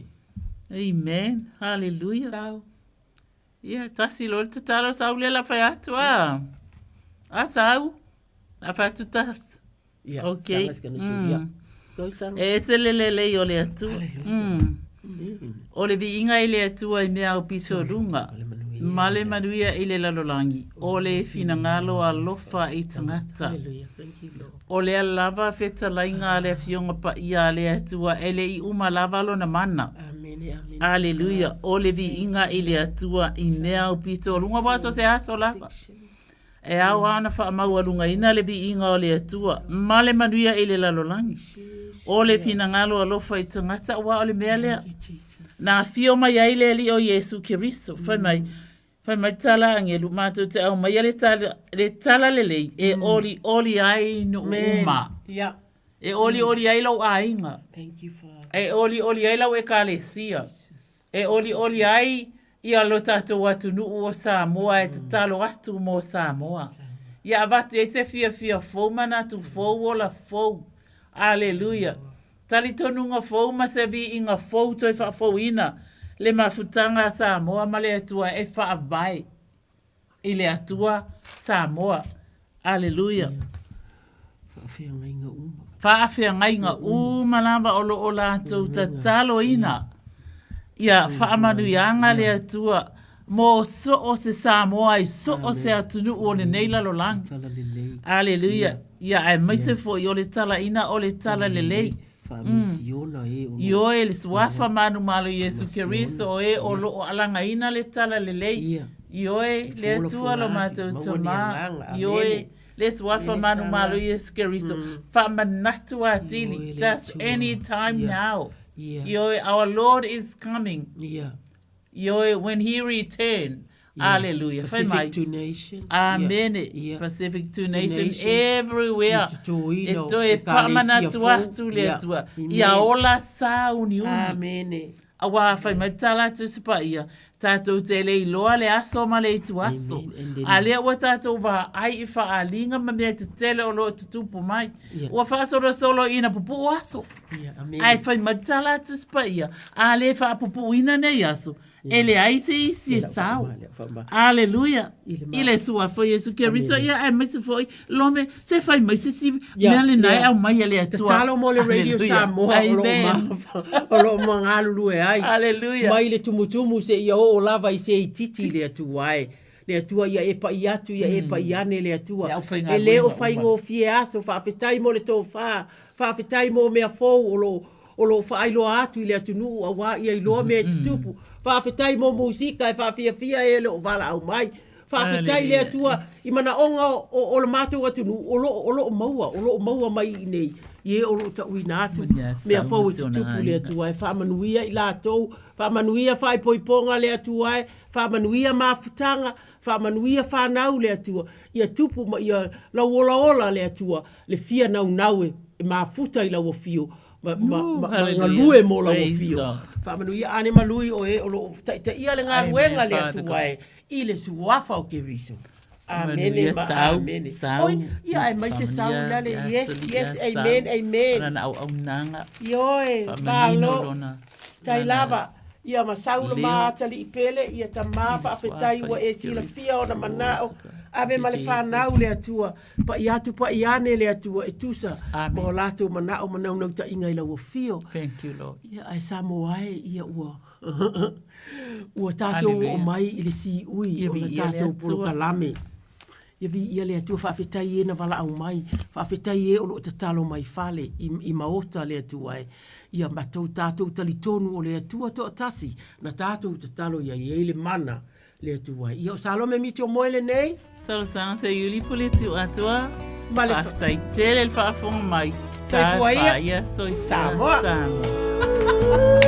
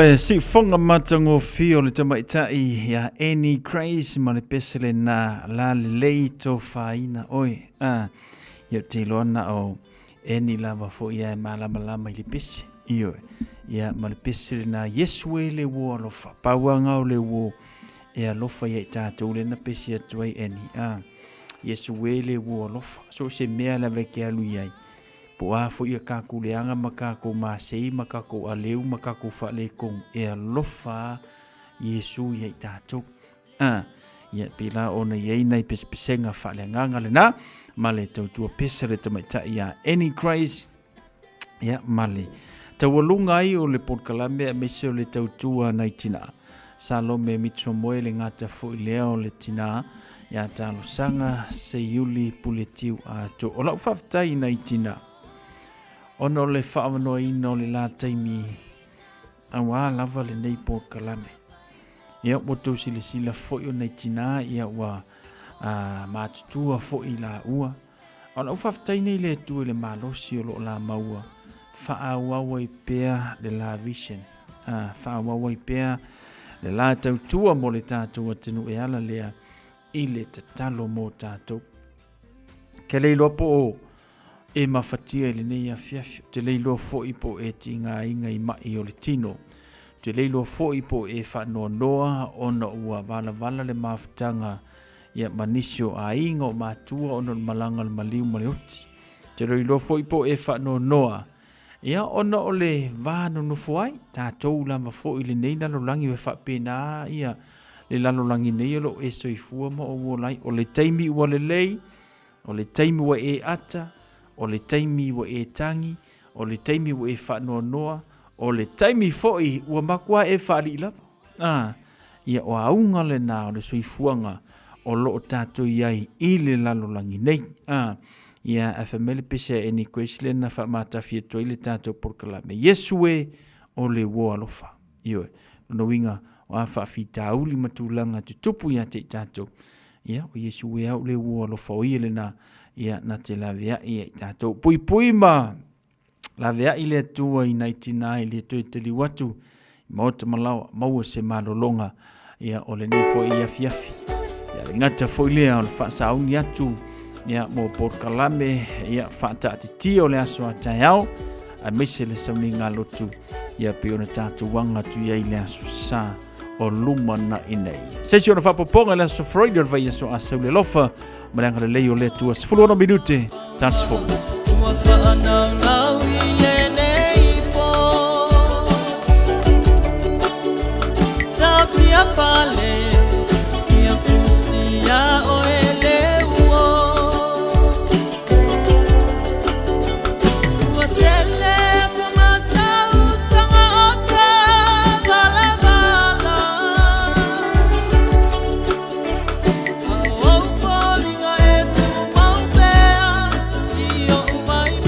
Time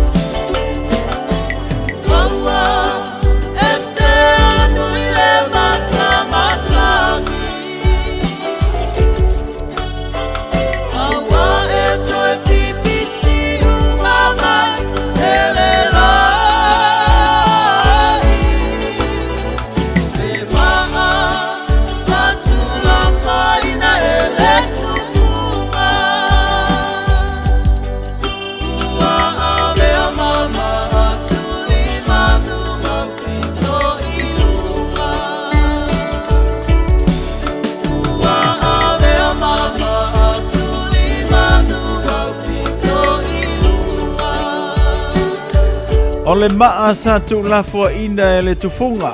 Ia ua avea mamaa ua upito ilunga. Upol pese.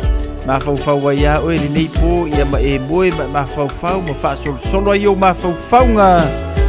Ile nei ia fiafi malulu fa tano fatu pasta Yohane tamali le pua fa taile fa tasimai le nei vanga le fiafi lo fatu mo e mala ainga manuia foi malolonga ia ole nei fu vaenga ole aso freile ia matato fa fifianga al radio Samoa se fulu lima iva tolu a mo se fulu minute ona tano lea o le itu la e se fulu ta fo se fulu ia ona fa matafi fo ile ole tanto por klabe ma le tanto tautua ile nei fo vaenga ole a fiafi a ulo fatu mo ila to umba lava o fianga i mangaluenga le nei po mano le ngalulue mano fo ile fa malo losi ante o to ulo fianga i mangaluenga fia lava singa luenga lo e ngalue ai ngale leile tua mawalo malosi ia mai matala ia ma fa maoni wo fa ka ko ngai wa unsupervised le mea no winga na le ku fa tuanga ia te o te faiel ngaruenga ile sili mane fa maoni pe ona yele ne ia fia fis for minute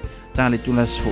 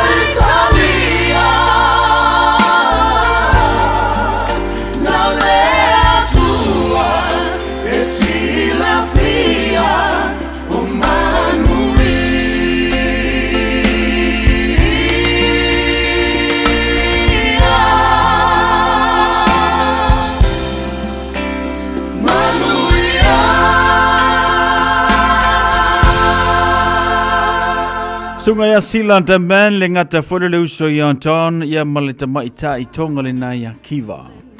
Ya male aufai pese le soso my crew.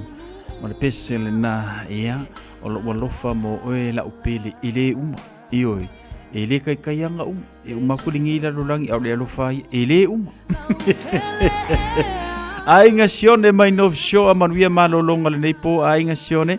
After fantasy mai le tanto por club. Tawulunga le tua mo oile nei a fiafi. Anga le leile tua I malolonga le ngata foi do por club e fanga solo. Ya ole nei foi a fiafi o lona aso froile. Mangalo se fa matalanga wole tau tamali I fale falo le tua lo finangalo. Ya fa mangalo mai le tau ona pe ona yai. Ya le tanto por club e ile nei foi vanga ole a fiafi. Fale tato la songo foi le lo fomelanga le leio le tua. Sausi funua soifuia. 24 hours a day, 7 days a week. Radio Samoa streaming live on www.radiosamoa.co.nz.